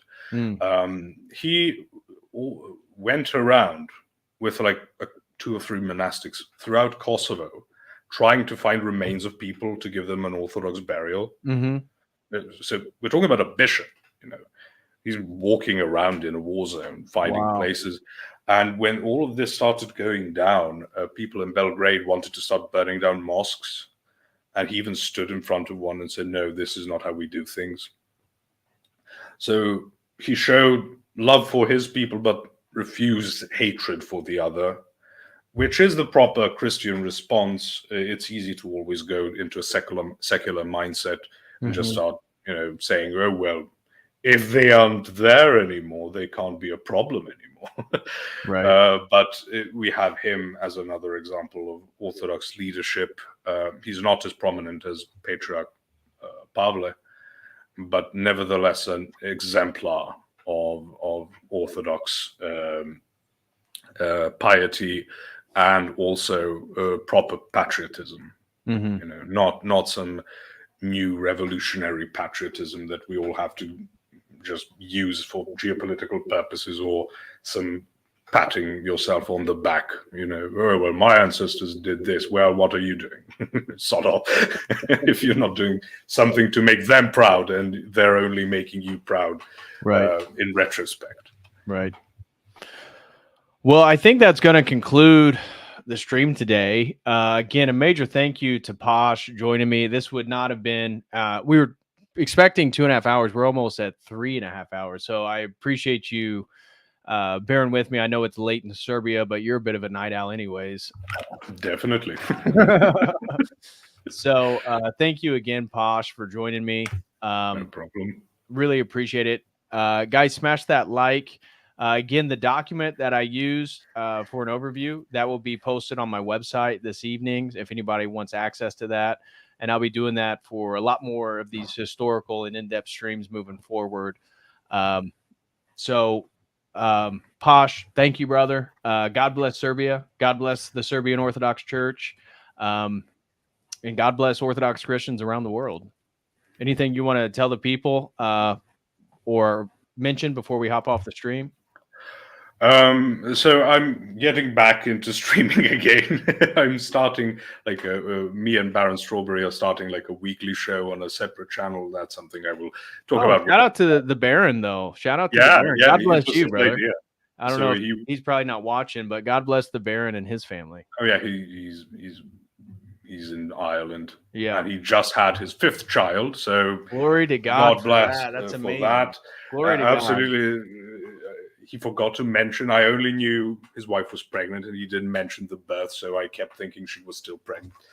Very, very Irish of him. The Irish goodbye online. But so that's happening. I'll just do a simple stream, like a ranting stream. I don't know, tomorrow or during the weekend. And after that, I'll be starting the bloody Latin lessons. It's taken a while. It's very difficult to envision a curriculum from like books that are geared towards Serbian, which is much more similar grammatically and stuff to Latin than English is, and then rewrite it for an English-speaking audience. But that's going to be happening. And soon-ish, I'll be doing a stream with Jim Bob and Andrew Wilson, and maybe Jay Dyer. He said he's interested, but not sure. We will see how we can organize. He's a busy man. To like the funny side of Islam. Oh, okay. So they've all been engaging with Islam, but if you don't know or haven't noticed the pattern, Muslim debaters and polemicists, they only engage in a couple of topics that they can present Islam as, oh, it's just one God and you just submit to God and there you go, you're a Muslim. But then they don't talk about uncorrupted text, one God, based in traditional. They've been giving up a certain portion of those, like the uncorrupted text. Even like someone like Shabir Ali, whom Jay had debated, basically said it's like adding, there's the Alexandrian romance about Alexander conquering to the end of the world and trapping people behind a giant wall of molten like iron and copper, and that's in the Quran. So he said, oh, it's basically like adding like a comic book character. That's what Shabir Ali says. Like the young, unintelligent ones are still going with uncorrupted, but that's been falling apart. The scientific miracles have been falling apart. But I want to present like the really funny sides of it. One demon. Shaitan Akbar. And, like you have to pee squatting or you'll get tortured by angels in the grave and stuff like that. Just the funny side that you have to believe. So I'm not going like in the outer rims what the Sufis or someone might believe, some mystic group, like going through their sources in both the Quran and especially in the Hadiths.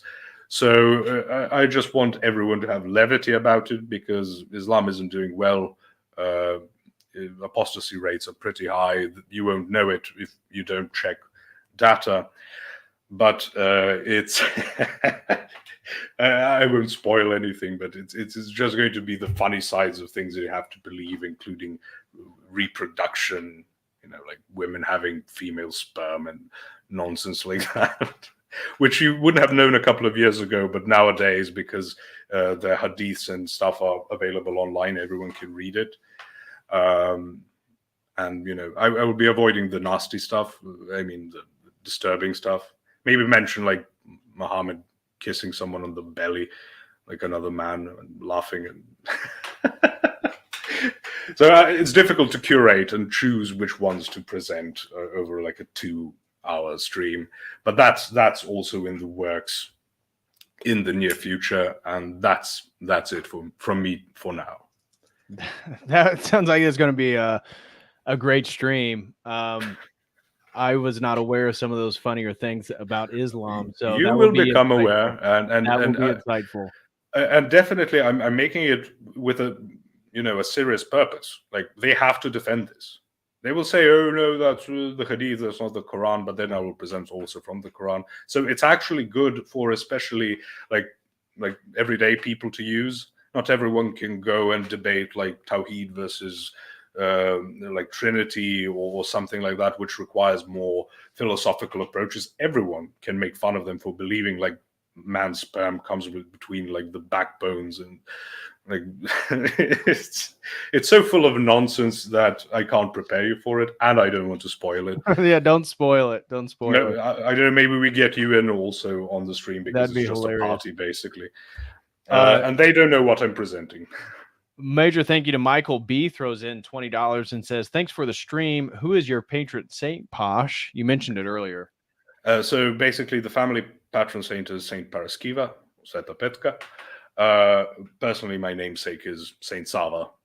Again, my name is Sava, and that's it. I was baptized very early on, and we are very happy to just go on with namesakes and family saints. So I know in other traditions, it's like the personal saint is more emphasized than it is here.